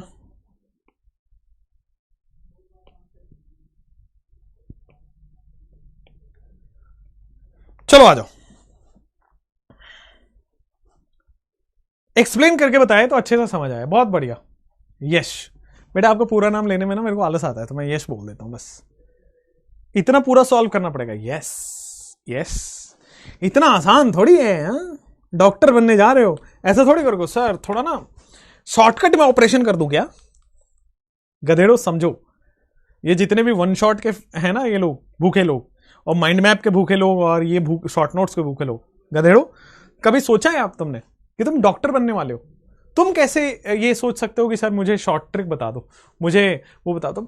ऐसा कभी कर नहीं सकते ना कि बुखार आ रही है, शॉर्टकट में चलो एक ही दवा खा लो। आपको पूरा कोर्स कंप्लीट करना पड़ेगा, किसी भी दवा का पूरा फाइल कंप्लीट करना पड़ता है, राइट? ऐसा नहीं है कि भाई लीवर की ऑपरेशन करनी, मैं ऊपर वाला कर देता हूं, बाकी आलस आ रहा है, अभी तो मन नहीं कर रहा, ऐसा थोड़ी हो सकता है। खैर, यहां पे आ जाओ। कार्बन डबल बॉन्ड कार्बन की बात कर लेते हैं, कार्बन डबल बॉन्ड कार्बन की बात कर लेते हैं। भाई ऊपर से बॉन्डेड कार्बन है, नीचे से बॉन्डेड कार्बन है, इधर भी बॉन्डेड कार्बन है और नीचे भी बॉन्डेड कार्बन है, बहुत अच्छा। सर उसके बाद देखोगे यहां हाइड्रोजन है, लेफ्ट में इधर भी हाइड्रोजन है और इधर भी हाइड्रोजन है, बहुत अच्छी बात। ठीक है सर, वहां तक तो कोई दिक्कत नहीं है। Sir carbon triple bond N की बात करें तो सर सारे बॉन्ड हमने हटा दिए। कार्बन से हमने 2 बॉन्ड गायब किए हैं, नाइट्रोजन से 2 बॉन्ड गायब किए। कार्बन किससे बॉन्डेड था तो सर जी नाइट्रोजन से लगा दिया। नाइट्रोजन किससे बॉन्डेड था तो सर जी कार्बन से लगा दिया। मजा आ गया। सिमिलरली यहां पे ऑक्सीजन है, बहुत अच्छी बात, और ऊपर ऑक्सीजन, यहां पे हाइड्रोजन, ऊपर ऑक्सीजन लगा हुआ है, बहुत अच्छी बात। अब देखो ऑक्सीजन से क्या जुड़ा हुआ है कार्बन, और कार्बन से क्या जुड़ा हुआ है ऑक्सीजन। अमेजिंग सर, हमने डबल बॉन्ड हटाया है। और कार्बन से क्या जुड़ा था ऑक्सीजन, ऑक्सीजन से क्या जुड़ा था कार्बन। ओके, नीचे कार्बन से OH जुड़ा था, इसमें कोई दिक्कत नहीं होगी भाई। यहां पे देखो डबल बॉन्ड को सिंगल बॉन्ड में कन्वर्ट किया। ऑक्सीजन से क्या जुड़ा है कार्बन, और कार्बन से क्या जुड़ा है आपके पास ऑक्सीजन। बोलो हाँ या ना। सर डायरेक्टली अटैच एटम को जब तक अंडरलाइन नहीं करोगे गलत हो जाएगा। डायरेक्टली अटैच एटम को अंडरलाइन करना पड़ेगा।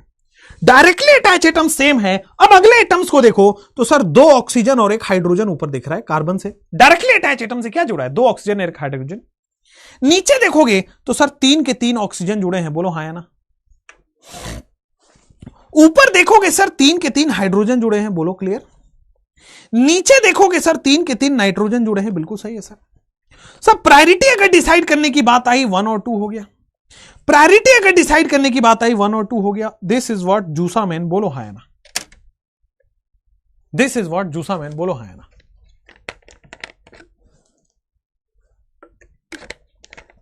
All good. This is Z जूसा मैन। कौन ई बोल रहा था उस समय, कौन ई बोल रहे हैं, समझ में आया? ठीक है, और आगे बढ़े। ये देखो ये कोई पीयू है जो लिख रही है कि वेयर इज आकाश। बताओ बताओ, आगे बढ़ जाते हैं। खैर कुछ नहीं बोलूंगा इस पे, इधर आओ, आगे बढ़ जाते हैं बेटा, आगे बढ़ जाते हैं। ये जो वाला जो क्वेश्चन है इसको करो पहले, and then will go for the other question. ठीक है ना, ये वाले क्वेश्चंस करो and then will go for the other questions. चलो आ जाओ। ये मेरा सही गया, बहुत बढ़िया। अगेन फिर अभी तो बहुत सारे क्वेश्चन है, टेंशन मत लो। यहां पे आओ। सर क्या आपको ये दिख रहा है, ये CHO है। CHO कैसा होता है, या तो CHO लिखा हो, या तो बेटा आपके बस उसके लिए मैं लिख दे रहा हूं COOCl लग रहा है, यहां पे COOH लग रहा है। ओके, यहां पे आप देखोगे CH2OH है, और यहां पे देखोगे तो C डबल बॉन्ड OH है। अब देखो यहां पे आ जाओ, यहां पे आ जाओ, सुनो। ये जो कार्बन है अब इसको तोड़ना है, तो मैंने क्या किया, कार्बन डबल बॉन्ड कार्बन से राइट वाले कार्बन और लेफ्ट वाले कार्बन लिख दिया, ऊपर कार्बन और नीचे कार्बन लिख दिया। सुनो सुनो सुनो सर, राइट वाले कार्बन पे क्या लगा हुआ है, राइट वाले कार्बन में क्लोरीन ऑलरेडी जुड़ा हुआ है। ओके, उसके बाद डबल बॉन्ड की जगह सिंगल बॉन्ड ऑक्सीजन है। डबल बॉन्ड की जगह सिंगल बॉन्ड ऑक्सीजन हमने लगा दिया। ओके, डबल बॉन्ड ओ की जगह सिंगल बॉन्ड ओ लगा दिया। अब एक बॉन्ड कार्बन से कम हुआ, एक बॉन्ड ऑक्सीजन से कम हुआ, कार्बन से ऑक्सीजन कम हुआ है, ऑक्सीजन से कार्बन कम हुआ है। बोलो हाँ या ना। सिमिलरली कार्बन से बेटा यहां पे OH जुड़ा हुआ है, एक सिंगल बॉन्ड O है, सिंगल बॉन्ड O है। कार्बन से क्या जुड़ा है ऑक्सीजन, ऑक्सीजन से क्या जुड़ा है कार्बन। बहुत अच्छी बात। अगेन आप इस साइड आओगे तो सिंगल बॉन्ड हमने कर दिया, ऑक्सीजन से क्या जुड़ा है कार्बन, और कार्बन से क्या जुड़ा है ऑक्सीजन। बहुत अच्छी बात। सिमिलर कंडीशन आएगा तो CH2OH में ये हो गया CH2OH। बहुत अच्छा, आगे बढ़ जाओ। सर हमने क्या करना है कि नेक्स्ट डायरेक्टली अटैच एटम को अंडरलाइन कर लेना है। मजा आ गया सर। ऊपर वाले कार्बन से देखो तो 2 ऑक्सीजन और 1 क्लोरीन है, नीचे वाले में देखो तो सर 3 के 3 ऑक्सीजन है, नीचे में देखो तो सर 2 ऑक्सीजन और 1 हाइड्रोजन है, ऊपर देखो तो 2 हाइड्रोजन और 1 ऑक्सीजन है। सर जी मजा ही आ गया, जिधर ज्यादा ऑक्सीजन है ज्यादा एटॉमिक नंबर पाया जाएगा, क्लोरीन की तरफ ज्यादा एटॉमिक नंबर पाया जाएगा। क्या ये ई फॉर्म हो गया एंटीजन, क्या ये ई फॉर्म हो गया एंटीजन? कोई प्रॉब्लम तो नहीं है, आगे तो बढ़ सकते हैं ना, हां या ना बोलना पड़ेगा। बोलो, समझ में आया? ओके है यार, तुम लोग बड़े अच्छे हो, राइट, बड़े अच्छे हो तुम लोग। चलो आगे बढ़ जाते हैं। ये वाला क्वेश्चन अब आप होमवर्क कर लोगे, ठीक है। बाकी के क्वेश्चन होमवर्क दे दूं, बाकी के क्वेश्चन आपको होमवर्क दे दूं, राइट। बाकी के क्वेश्चन मैं आपको होमवर्क भी दे सकता हूं। हाँ, एक रूल 5 और है, बस बहुत छोटा सा रूल है, ठीक है। बाकी के क्वेश्चन में होमवर्क दे देता हूं। सुनो, ये वाला क्वेश्चन आपके लिए होमवर्क है, नोट्स अपलोड हो जाएगा, वहां से आप देख लेना, लिखना चाहो तो लिख लो, ठीक है। अब आ जाओ, ये वाला क्वेश्चन, ये तीनों आपके पास होमवर्क रहेगा क्योंकि तीनों सेम है, डबल ट्रिपल बॉन्ड वाले, ठीक है, डबल ट्रिपल बॉन्ड वाले। आगे आ जाओ, इस क्वेश्चन पे आओ, रूल नंबर 5। रूल नंबर 5 कहता है कि in case of multiple bond, अगर आपके पास multiple bond and dummy atom है, अगर मान लो मल्टीपल बॉन्ड है और डमी एटम पहले से बना के दिया गया है, देखो ये मल्टीपल बॉन्ड है, उसका डमी एटम बनाओगे तो यही मिलेगा। तो अगर क्वेश्चन में in case of multiple bond and dummy atom more priority is given to dummy atom, मैं क्या कहना चाह रहा हूं थोड़ा समझना, ये बड़ा छोटा सा रूल है। जैसे देखो यहां पे ट्रिपल बॉन्ड है, अगर उसको डमी एटम में कन्वर्ट करोगे यही बनेगा, हाँ या ना, ठीक है सर। तो क्या होगा, मोर प्रायोरिटी डमी एटम को मिलता है as compare to triple bond. Similarly यहां पे आप प्रायोरिटी तो डिसाइड कर ही सकते हो 1 greater than 2, तो ये Z हो गया। बोलो, मजा ही मजा, कल चेक जरूर करा दीजिएगा, ठीक है, ठीक है। यहां पे आप आओ, सर यहां पे डमी एटम को प्रायोरिटी ज्यादा मिलेगी एज कंपेयर टू ऊपर वाला, ठीक है सर, एज कंपेयर टू ऊपर वाला। नीचे आओगे, सर ऊपर में प्रायोरिटी ज्यादा मिलेगी क्योंकि वही डमी एटम है एज कंपेयर टू नीचे वाला, ठीक है ना। तो डमी एटम को प्रायोरिटी ज्यादा मिलती है एज कंपेयर टू दैट, तो क्या ये ई सिस्टम हो गया? तो क्या ये ई सिस्टम हुआ या नहीं हुआ? हो गया सर, ठीक है ना, क्लियर है ना, कोई प्रॉब्लम तो नहीं है ना, आगे बढ़ सकते हैं ना। मल्टीपल बॉन्ड से ज्यादा प्रायोरिटी मिलती है as compare to dummy atom, हाँ है ना। अब आ जाओ, मिक्स क्वेश्चन हम करते हैं, जैसे यहां पे कर ही लो, तो देखो इसकी प्रायोरिटी 1 मिलेगी, इसकी प्रायोरिटी 1 मिलेगी, सीधा सीधा आप ई बोल सकते हो, सॉरी जेड बोल सकते हो। डमी एटम को ज्यादा प्रायोरिटी मिल रही है ना, डमी एटम को ज्यादा प्रायोरिटी मिल रही है, तो मोर प्रायोरिटी आपने देख लिया, लेस प्रायोरिटी आपने ऊपर रख दिया, ठीक है। डमी बनाने दीजिए इसका, अरे बेटा सेम है, इसका डमी आप बनाओगे सेम बनेगा, इसका डमी आप जब बना रहे हो तो सेम मिलेगा। तो इसलिए डमी एटम अगर आपको पहले से ही क्वेश्चन में दिया गया है तो प्रायोरिटी उसकी ज्यादा होती है, राइट। जैसे यहां पे आओ, असाइन ईजेड कॉन्फ़िगरेशन, अब इन जनरल क्वेश्चंस को करो, असाइन ईजेड कॉन्फ़िगरेशन। अब मैं ज्यादातर क्वेश्चन कोशिश करूंगा मैं सीधा आंसर दूं, ठीक है। आ जाओ, rule 5 is not important, not in syllabus, but अगर ऐसा क्वेश्चन आता है तो कर लो, but rule 5 is not important, not in syllabus. OHC में डबल बॉन्ड है तो उसको क्यों नहीं किया ब्रेक? किया था मैंने OHC को ब्रेक। चलो रौनक बेटा करा देंगे, यहां आओ, ईजेड कॉन्फ़िगरेशन देखो। तो जैसे ही आप देखते हो डायरेक्टली अटैच एटम पे फोकस करो। सर डायरेक्टली अटैच एटम मैंने फोकस किया, यहां पे डायरेक्टली अटैच एटम के पास 2 हाइड्रोजन 1 कार्बन है, डायरेक्टली अटैच एटम के पास 2 हाइड्रोजन 1 कार्बन है। नीचे आओगे, डायरेक्टली अटैच एटम के पास 2 कार्बन 1 हाइड्रोजन है, हाइड्रोजन से हाइड्रोजन कैंसिल हो गया, कार्बन से कार्बन कैंसिल हो गया, तो बचा क्या सर, इधर कार्बन, इसको प्रायोरिटी ज्यादा मिल जाएगी, इसको प्रायोरिटी कम मिल जाएगी। बोलो क्लियर। अब नीचे आ जाओ, इधर डायरेक्टली अटैच एटम के पास गया, डायरेक्टली अटैच एटम के पास गया। सर डायरेक्टली अटैच एटम के पास 2 ड्यूटेरियम और 1 कार्बन लगा हुआ है, देख सकते हो। ऊपर के पास 2 हाइड्रोजन और 1 कार्बन लगा हुआ है, तो सर कार्बन से कार्बन कैंसिल हो गया, ड्यूटेरियम को ज्यादा प्रायोरिटी मिलेगी, मोर मास नंबर मोर प्रायोरिटी। तो क्या मैं इसको जूसा मेन बोल सकता हूं? This is Z, this is Z. Second वाला बताओ, dummy and multiple bond same नहीं होगी, तब कैसे होगा बेटा? डमी और मल्टीपल बॉन्ड सेम नहीं होगा तो मल्टीपल बॉन्ड को डमी बनाओ, फिर कंपेयर कर लो, मल्टीपल बॉन्ड को डमी बनाओ और फिर वही सेम कि जिसकी प्रायोरिटी ज्यादा उसको ज्यादा प्रायोरिटी रूल हो, जिसको ज्यादा रूल है। But dummy and multiple bond एक साथ आपके सिलेबस में नहीं आएगा, वो एमएससी उमएससी में चला जाता है, ठीक है ना। डमी और मल्टीपल बॉन्ड को सेम ही देना पड़ेगा उनको। चलो जेड है, दूसरा क्वेश्चन भी जेड है, जेड इसका सही आंसर है, बट फिर भी मैं देख लेता हूं। डायरेक्टली अटैच एटम नाइट्रोजन है या कार्बन है? बेटा नाइट्रोजन को प्रायोरिटी 1, कार्बन लेस प्रायोरिटी भैया। यहां कार्बन है, ये CD3 होगा, ठीक है ना, यहां कार्बन है और यहां भी कार्बन है, 3 हाइड्रोजन लगे हैं सर और यहां पे 3 ड्यूटेरियम लगे हैं सर, ऑब्वियसली इसकी प्रायोरिटी, ओ तो ये Z कैसे हुआ, हाँ ना ना ना ना ना ना ना, ये E होगा बेटा, Z नहीं, गलत आंसर आपने दिया था, Z नहीं होगा, ये E होगा, this is wrong answer given by you, E configuration होगा, ठीक है ना, E कॉन्फ़िगरेशन कितने लोग आ रहे हैं, हाँ Z के बाद E आएगा, बहुत सही बात है। यहां देखो ना 3 हाइड्रोजन है या 3 ड्यूटेरियम है, मोर मास नंबर मोर प्रायोरिटी, यहां पे डायरेक्टली अटैच एटम नाइट्रोजन और कार्बन है, नाइट्रोजन की प्रायोरिटी ज्यादा, प्रायोरिटीज अपोजिट साइड हो गई, E हो जाएगी बेटा, कोई दिक्कत तो नहीं है, Z is the wrong answer, E is the correct answer. आगे बढ़ जाते हैं, अगला सवाल, E और Z बताओ फटाफट से, E और Z फटाफट से बताना पड़ेगा, E और Z में,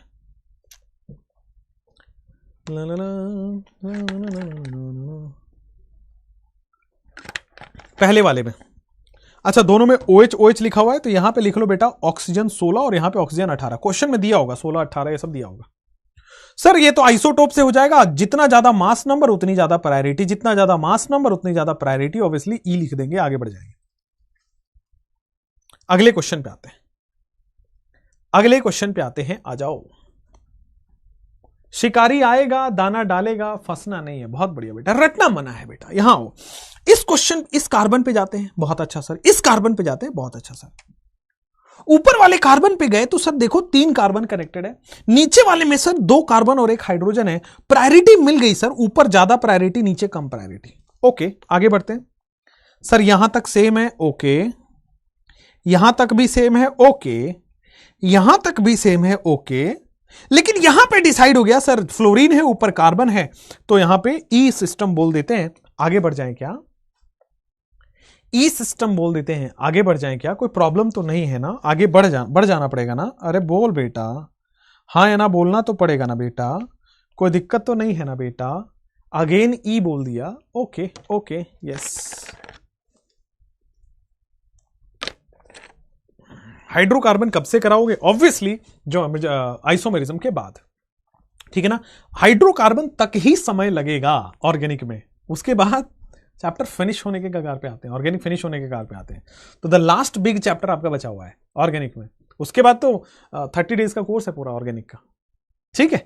चलो यहां पे आ जाओ, किसकी प्रायोरिटी ज्यादा किसकी प्रायोरिटी कम, और ई होगा कि जेड होगा, किसकी प्रायोरिटी ज्यादा, किस, ये जेड था ना पीछे वाला, हाँ ई हो गया था क्या, हाँ ई हो गया था, चलो इसमें आंसर गलत लिखा हुआ है, बिल्कुल ठीक है, ई होगा ना, जेड क्यों लिखा है फिर, ठीक है राइट। आओ यहां पे आ जाओ बेटा, ये कार्बन हो गया, बहुत अच्छी बात, दिस कार्बन हो गया, बहुत अच्छी बात, ठीक है सर मजा आ गया, यहां तक दोनों सेम चल रहे हैं, CH2 ऊपर CH2 नीचे, अगले कार्बन पे गया, ये इस अगले कार्बन पे गया, सर अगले कार्बन पे डिसाइड हो गया, ऊपर की प्रायोरिटी 1 नीचे की प्रायोरिटी 2, क्यों, क्योंकि सर ऊपर यहां देखोगे तो इस कार्बन से सर कार्बन जुड़ा है और इस वाले कार्बन से हाइड्रोजन जुड़ा है, तो ऊपर की प्रायोरिटी 1 नीचे की प्रायोरिटी 2 हो गई, ठीक है ना, ऊपर की प्रायोरिटी 1 नीचे की प्रायोरिटी 2 हो गई, नीचे देखो यहां पे बेटा CH2 बनेगा, यहां पे बेटा CH2 बनेगा, बहुत अच्छी बात।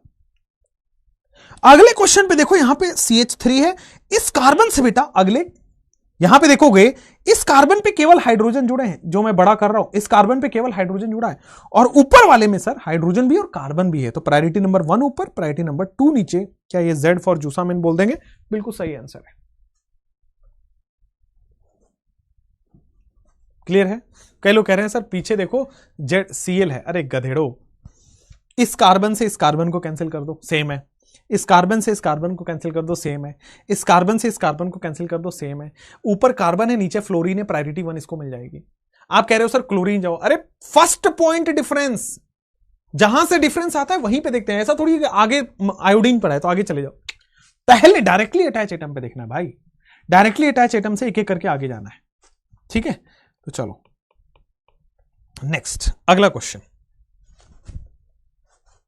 ठीक है आफरीन समझ में आ गया है। अगला क्वेश्चन देखोगे तो सर बड़ा सिंपल है, इस क्वेश्चन जब भी डमी एटम्स आपको बनाना पड़े तो डमी एटम्स आपको बनाना पड़ेगा, कार्बन इससे 2 हाइड्रोजन जुड़ा है और आगे CH3 जुड़ा हुआ है, ओके, ऊपर जाओगे तो कार्बन से कार्बन जुड़ा है और 2 हाइड्रोजन जुड़ा है, ठीक है सर, और 1 हाइड्रोजन इससे जुड़ा हुआ है, हमने डबल बॉन्ड हटाया है तो यहां कार्बन और ऊपर कार्बन, बोलो हमने डबल बॉन्ड हटाया है तो दोनों जगह एक एक कार्बन जोड़ दिया, बहुत अच्छी बात।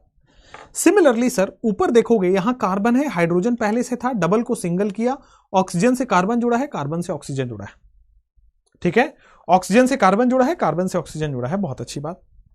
नीचे आओगे सर यहां पे कार्बन है, इस कार्बन से नाइट्रोजन सिंगल बॉन्ड जुड़ा है, नाइट्रोजन से हाइड्रोजन हो गया कि नहीं हो गया, कार्बन से सर यहां पे हाइड्रोजन पहले से जुड़ा था, सर कार्बन से यहां पे डबल बॉन्ड नाइट्रोजन, नाइट्रोजन से डबल बॉन्ड कार्बन, बोलो हां या ना। कार्बन से डबल बॉन्ड नाइट्रोजन और नाइट्रोजन से सीधा कार्बन जुड़ गया, बहुत अच्छी बात। डायरेक्टली अटैच एटम पर बस अपना फोकस रखो, डायरेक्टली अटैच एटम पे फोकस रखोगे सारा आंसर आएगा। अब देखो डायरेक्टली अटैच एटम पे फोकस किया है तो देखो ऊपर में क्या जुड़ा है, कार्बन, कार्बन और हाइड्रोजन जुड़ा है। जो मैंने सर्कल किया है उससे देखो कार्बन, कार्बन, हाइड्रोजन जुड़ा है। जो मैंने सर्कल किया है हाइड्रोजन, हाइड्रोजन और कार्बन जुड़ा है। नीचे की तरफ नाइट्रोजन, नाइट्रोजन और हाइड्रोजन जुड़ा है। ऊपर की तरफ ऑक्सीजन, ऑक्सीजन और हाइड्रोजन जुड़ा है। तो मजा आ गया सर, प्रायोरिटी नंबर 1 ऊपर की तरफ, यहां पे प्रायोरिटी नंबर 2 हो गया, ठीक है। ऊपर की तरफ प्रायोरिटी नंबर 1, नीचे की तरफ प्रायोरिटी नंबर 2, आंसर हो जाएगा सर इसका कॉन्फ़िगरेशन इज Z, जो कि मैं देख पा रहा हूं कॉन्फ़िगरेशन इज Z। अब आप लोग कर पा रहे हो, मतलब यार आप लोग पढ़ने वाले तो हो, ठीक है सर, आप लोग पढ़ने वाले तो हो, बस कहीं कहीं गड़बड़ कहीं नहीं कहीं तो कर ही देते हो। खैर आइए नेक्स्ट पार्ट पे आपको लेके चलता हूं। E और Z कॉन्फ़िगरेशन के बाद काउंटिंग ऑफ ज्योमेट्रिकल आइसोमेरिज्म, ठीक है, कि ज्योमेट्रिकल आइसोमेरिज्म की काउंटिंग आप कैसे करोगे, सुनो। अब दो ही चीज है, दो ही फॉर्मूले हैं जिससे पूरा ज्योमेट्रिकल आइसोमेरिज्म की काउंटिंग हो जाती है, ठीक है। आओ इसमें तो पेन भी नहीं उठाना पड़ेगा और आपके सवाल होंगे, ठीक है, आ जाओ। बस दो फॉर्मूले हैं और इसका कोई कॉन्सेप्ट ही नहीं है, बस दो फॉर्मूले हैं और लिटरली इसका कोई कॉन्सेप्ट नहीं है। आ जाओ कि काउंटिंग ऑफ ज्योमेट्रिकल आइसोमेरिज्म, कि किसी कंपाउंड को देख के ये कैसे बता दोगे कि कितने ज्योमेट्रिकल आइसोमेरिज्म है, किसी कंपाउंड को देख के ये कैसे बता दोगे कि कितने ज्योमेट्रिकल आइसोमेरिज्म है। आओ, अगर मान लो कंपाउंड सिमेट्रिकल है तो तरीका दूसरा होता है और कंपाउंड अनसिमेट्रिकल है तो तरीका दूसरा होता है। अगर मान लो अनसिमेट्रिकल कंपाउंड है तो सीधा सीधा आ जाएगा geometrical isomerism is equal to 2 की पावर n। अगर कंपाउंड अनसिमेट्रिकल आ रहा है तो geometrical isomerism is equal to 2 की पावर n, और अगर कंपाउंड सिमेट्रिकल आ रहा है तो geometrical isomerism is equal to 2 की पावर n-1 प्लस 2 की पावर p। यहां देखोगे this is unsymmetrical and this is symmetrical. Unsymmetrical में क्या हो रहा है, ज्योमेट्रिकल आइसोमेरिज्म हो रहा है 2 की पावर n। सिमेट्रिकल में कैसे देख रहे हो, geometrical isomerism is equal to 2 की पावर n-1 प्लस 2 की पावर p, ठीक है। अब इस सिमेट्रिकल वाली केस हम बाद में सोचेंगे, p is equal to n/2-1 and p is equal to n-1/2। अगर n इवन आ रहा है तो आपके पास ये केस होगा, n ऑड आ रहा है तो ये केस होगा। बस चुपचाप लिख लो, समझाऊंगा आराम से, चुपचाप लिख लो ये n क्या है, p क्या है, कैसे निकालना है, रुक जाओ। अनसिमेट्रिकल में n is equal to number of GI showing sites. n क्या है, number of geometrical isomerism showing sites. Similarly यहां पे n क्या है, n is equal to number of geometrical isomerism showing sites, number of geometrical isomerism showing sites, ठीक है। बस आपको पहले कंपाउंड देख के बताना पड़ेगा कि वो सिमेट्रिकल है कि अनसिमेट्रिकल है। बॉटनी क्लास है मुझे पता है, रुक जाओ भाई थोड़ी देर, ठीक है। इसमें बिल्कुल पेन लगाने की जरूरत नहीं है, आपको यह देखना आता है कि कहां ज्योमेट्रिकल आइसोमेरिज्म हो रहा है और कहां नहीं हो रहा है। अच्छा, तो बस इतना पता कर लेना, n की वैल्यू वही हो जाएगी। n की वैल्यू क्या है, कहां ज्योमेट्रिकल आइसोमेरिज्म शो हो रहा है। अगर अनसिमेट्रिकल है तो सीधा 2 की पावर रखो, आंसर आपके सामने। और अगर सिमेट्रिकल है तो ये 2 की पावर n-1 प्लस 2 की पावर p। अब n की वैल्यू अगर ऑड है तो n-1/2, इवन है तो n/2-1, बस p की वैल्यू निकल जाएगी, फॉर्मूला में रखो, आंसर आएगा, ठीक है ना। ये दोनों सेम नहीं है गधेड़ो, कई लोग कह रहे हैं सर p सेम है। बेटा ये पहले डिवाइड होगा फिर -1 होगा, मैथमेटिक्स। यहां पहले माइनस होगा फिर डिवाइड होगा, ये दोनों सेम नहीं है। हद मतलब मचा रखा है मैथमेटिक्स, पहले फ्रैक्शन होगा फिर -1 है, n/2 -1 है, और ये n-1/2 है, दोनों अलग अलग है। यहां पे आओ, क्या ये सिमेट्रिकल है कि अनसिमेट्रिकल है? क्वेश्चन हटा दो, ये सिमेट्रिकल है कि अनसिमेट्रिकल है? वैसे मैं बता दूं आपको अनसिमेट्रिकल है। कैसे देखना होता है, इधर देखो बेटा, बीचों बीच काटोगे तो क्या इक्वल इक्वल मिलेगा? नहीं, अनसिमेट्रिकल है। अगर बीचों बीच काटने पे इक्वल इक्वल मिल रहा है तो वो सिमेट्रिकल होते, बीचों बीच काटने पे इक्वल इक्वल नहीं मिल रहा है, अनसिमेट्रिकल हो गए। तो बेटा चूंकि ये अनसिमेट्रिकल है, देखो ये जीआई शो करेगा, यस, आप देखो ये भी जीआई शो करेगा। डबल बॉन्ड के दोनों टर्मिनल पे डिफरेंट ग्रुप्स हैं, दैट मींस जीआई शो करेगा। एन की वैल्यू आ गई 2। एन क्या है, कितनी जगह से जीआई शो हो रहा है, तो क्या जीआई इज इक्वल टू 2 की पावर एन, क्या 2 की पावर 2, क्या आंसर 4 आ गया? क्या अमेजिंग, बहुत ही अमेजिंग, मजा आ गया। क्लियर? अब देखो ये सिमेट्रिकल है कि अनसिमेट्रिकल है, कैसे पता लगेगा? बीचों बीच ऐसे हाथ रखो, क्या लेफ्ट और राइट इक्वल आ रहा है? पॉसिबल ही नहीं है। लेफ्ट में फिनाइल है, राइट में क्लोरीन है। लेफ्ट में फिनाइल आ रहा है, राइट में क्लोरीन आ रहा है, पॉसिबल ही नहीं है। इक्वल इक्वल काट ही नहीं सकते हो, अनसिमेट्रिकल है। अनसिमेट्रिकल है, 2 की पावर n करना है। अब n देखो, ये भी जीआई शो कर रहा है सर, दोनों टर्मिनल पे डिफरेंट ग्रुप है। ये भी जीआई शो कर रहा है सर, दोनों टर्मिनल पे डिफरेंट ग्रुप है। ये भी जीआई शो कर रहा है, दोनों टर्मिनल पे डिफरेंट ग्रुप है। n की वैल्यू हो गई 3, नंबर ऑफ ज्योमेट्रिकल आइसोमेरिज्म सीधा लिख दो 2 की पावर 3, आंसर 8। आगे बढ़ सकते हैं। अब सादव खान कह रहे कि सर ये सिमेट्रिकल है। अरे गधेड़ो, अगर मैं इसको यहां से काट देता हूं, लेफ्ट में कार्बन है, राइट में क्लोरीन है, कहां से तुमको सिमेट्रिकल दिख रहा है? अगर मैं इसको बीचों बीच काटूं तो लेफ्ट साइड में लास्ट में कार्बन है, राइट साइड में क्लोरीन है, they both are different atom. Symmetrical नहीं है, अनसिमेट्रिकल है। 2 की पावर 3 9 होता है, क्या बात है। 2 की पावर 3, कई लोग कह रहे हैं 9, अरे बेटा 3 की पावर 2 9 होती है, 2 की पावर 3 8 होता है ना? जैसे देखो, अगर मान लो पूछे कितने ज्योमेट्रिकल आइसोमेरिज्म है, कितने जीआई है, तो आपको सबसे पहले देखना है सिमेट्रिकल कि अनसिमेट्रिकल। तो इस क्वेश्चन पे गए, पता चला हाउ मेनी ज्योमेट्रिकल आइसोमेरिज्म रहते हैं, तो आप देखो ये अनसिमेट्रिकल है, राइट में नाइट्रोजन है, लेफ्ट में क्लोरीन है, अनसिमेट्रिकल है। इसको बीचों बीच काटोगे तो देखो राइट साइड में नाइट्रोजन पड़ेगा, लेफ्ट साइड में कार्बन पड़ेगा, अनसिमेट्रिकल है, इक्वल नहीं है। अनसिमेट्रिकल का मतलब ज्योमेट्रिकल आइसोमेरिज्म 2 की पावर n से आएगा। n क्या है, कितने जगह से जीआई शो हो रहा है। देखो ये भी जीआई शो कर रहा है, दोनों टर्मिनल पे डिफरेंट ग्रुप है। ये भी जीआई शो कर रहा है, दोनों टर्मिनल पे डिफरेंट ग्रुप है। n की वैल्यू हो गई 2, जीआई का मतलब हो गया 2 की पावर 2, आंसर आ गया 4। आगे बढ़ सकते हैं क्या? हाँ या ना? कोई दिक्कत नहीं है। मैं नेक्स्ट क्वेश्चन में फिर से लगाता हूं, क्या ये दोनों इक्वल हैं? आप बीचों बीच काटने की कोशिश करो, सर इधर इथाइल है और इधर मिथाइल है, दोनों अनइक्वल हैं, अनसिमेट्रिकल हो गए। बीचों बीच काटने से इक्वल नहीं आ रहा। अनसिमेट्रिकल का मतलब सर 2 की पावर n करोगे, आंसर आएगा। बस इतना पता चल गया कि ये अनसिमेट्रिकल है। अगर अनसिमेट्रिकल तो n की वैल्यू पता करो। n की वैल्यू कैसे पता करते हैं? जितनी जगह से ज्योमेट्रिकल आइसोमेरिज्म हो रहा है, दैट इज द n की वैल्यू। मतलब अब तो मुझे लगता है रात में अगर ऐसे नींद से जगा के उठाए तो फट से बोलोगे अरे 2 की पावर n, अनसिमेट्रिकल 2 की पावर n। n क्या है? ज्योमेट्रिकल आइसोमेरिज्म कितने जगह से हो रहा है। अच्छा, ये भी जीआई, ये भी जीआई, n की वैल्यू 2, 2 की पावर 2, आंसर 4। अब ये गलती करोगे ना, 2 की पावर 3 को 9 लिखोगे, अब इसमें कोई नहीं बचा सकता। लेकिन कॉन्सेप्चुअल क्लैरिटी आपको मैंने दे दी है। अनसिमेट्रिकल में क्या, सिमेट्रिकल में क्या, मैं वही बेसिक्स पढ़ो, हवाबाजी नहीं पढ़ना आपको, बेसिक्स पढ़ो, क्वेश्चन आते हैं। और अगर आप गलती से भी पीवाईक्यू खोल के देखोगे तो यहां पे आपको ये दिखेगा question, number of geometrical isomerism पूछा हुआ था। ठीक है ना? नेक्स्ट क्वेश्चन अगर देखो, सिमेट्रिकल है कि अनसिमेट्रिकल। पहले वाले क्वेश्चन में देखो स्पीड बढ़ाना है, 10 सेकंड में क्वेश्चन करो। देखो अनसिमेट्रिकल है, देखो लेफ्ट में आइसोप्रोपाइल है, इधर मिथाइल है। आपको देखने से ही लग रहा होगा, हाथ रखो बीचों बीच, अनसिमेट्रिकल, दोनों तरफ बराबर नहीं है, अनसिमेट्रिकल पता लगा। सर 2 की पावर n से सीधा ज्योमेट्रिकल आइसोमेरिज्म आ जाता है, मुझे n की वैल्यू तो पता करनी है। ये भी जीआई शो कर रहे हैं, भी जीआई शो कर रहे हैं, भी जीआई शो कर रहा है, मतलब n की वैल्यू 3, 2 की पावर 3 मतलब 8। ओके परफेक्ट, 2 की पावर 3 का मतलब 8 हो जाएगा। ओह ओह परफेक्ट परफेक्ट परफेक्ट। जीआई ये भी शो कर रहा है, जीआई ये भी शो कर रहा है, जीआई ये भी शो कर रहा है। Okay good. अगला क्वेश्चन, चलो भाई।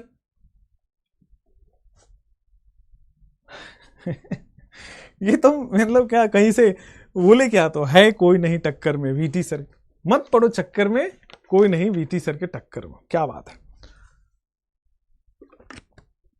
ऐसा क्वेश्चन बन सकता है जिसमें सारे टाइप्स हो? नहीं, ठीक है ना? एकदम कॉम्प्लिकेट करके नीट में सवाल थोड़ी ना आता है।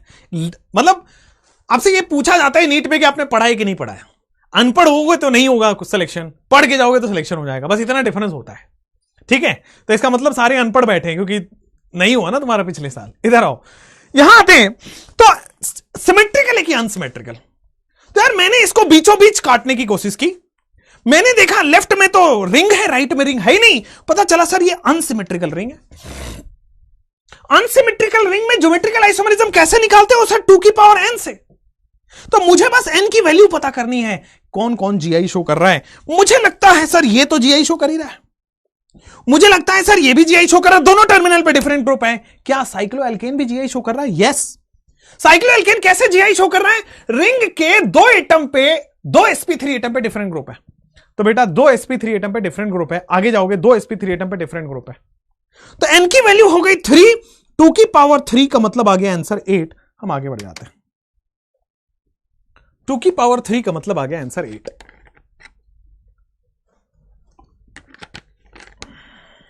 ठीक है, आगे बढ़े, क्लियर है? दोनों को आधा आधा करो, सिमेट्रिकल अनसिमेट्रिकल पहचानने का बड़ा सिंपल तरीका है, आधा आधा करो, क्या इक्वल आ रहे हैं अनइक्वल आ रहे हैं। चलो अगले क्वेश्चन पे आते हैं, क्या ये इक्वल है कि अनइक्वल है? इक्वल है कि अनइक्वल है? भाई यहां देखोगे बीचों बीच काटो इसको, जैसे ही आप बीचों बीच काट रहे हो सर यहां पे एक एक्स्ट्रा मिथाइल नीचे लगा हुआ है, यहां पे मिथाइल नीचे नहीं लगा है, दोनों अनसिमेट्रिकल हो गया, अनइक्वल है, अनसिमेट्रिकल है। 2 की पावर n से ज्योमेट्रिकल आइसोमेरिज्म आ जाएगा। n की वैल्यू क्या है भाई? आप देखोगे तो ये भी जीआई शो कर रहा है, आप देखो ये जीआई शो नहीं कर रहा, दोनों टर्मिनल पे डिफरेंट ग्रुप नहीं है। सिमिलरली साइक्लोएल्केन भी जीआई शो कर रहा है, n की वैल्यू 2, 2 की पावर 2 का मतलब आंसर आ जाएगा 4। कोई परेशानी नहीं है, कोई परेशानी नहीं है। क्या नेक्स्ट वाले भी अनसिमेट्रिकल है? ऑब्वियसली सर, यहां देखो मिथाइल इथाइल लगा हुआ है, इधर कुछ ऐसा दिख नहीं रहा, ये भी अनसिमेट्रिकल है। सीधा 2 की पावर n से आंसर आएगा, n की वैल्यू निकाल लो सर, ये भी जीआई शो करेगा, ये भी जीआई शो करेगा, n की वैल्यू 2, 2 की पावर 2, आंसर 4। इतने सवाल करेंगे, इतने सवाल करेंगे, सोची ना होगी। थारा भाई सुने हो तुम, है ना? हाँ हो, अब थोड़ा रिलैक्स करने दो। अरे यार मास्टर ज्यादा सीरियस है बच्चों से, या ऐसे इस क्लास में फील होती है ना, मास्टर ज्यादा सीरियस हो रहा है पढ़ाने के लिए। अगले क्वेश्चन पे आओ यार। क्या है यार तुम कैसे बच्चे हो, आलसी।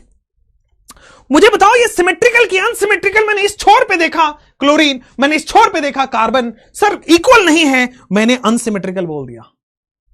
अब अनसिमेट्रिकल में जीआई कैसे निकालते हैं? 2 की पावर n से n की वैल्यू कैसे निकालोगे? सर ये भी जीआई शो करेगा, ये भी जीआई शो करेगा, ये भी जीआई शो करेगा। n की वैल्यू 2 की पावर 3, 8। हाँ या ना? बोलो भाई हाँ या ना? क्लियर हो रहा है ना? मतलब ये 10 सेकंड का क्वेश्चन है भाई, और थोड़ा बाकियों को भी देख लेना। वो घंटे घंटे भर देखते ही रहते हैं, पता नहीं कैसे करें, कितने जीआई आएंगे, कोई तुक्का मारता है 1, कोई 4, कोई 8, कोई 9।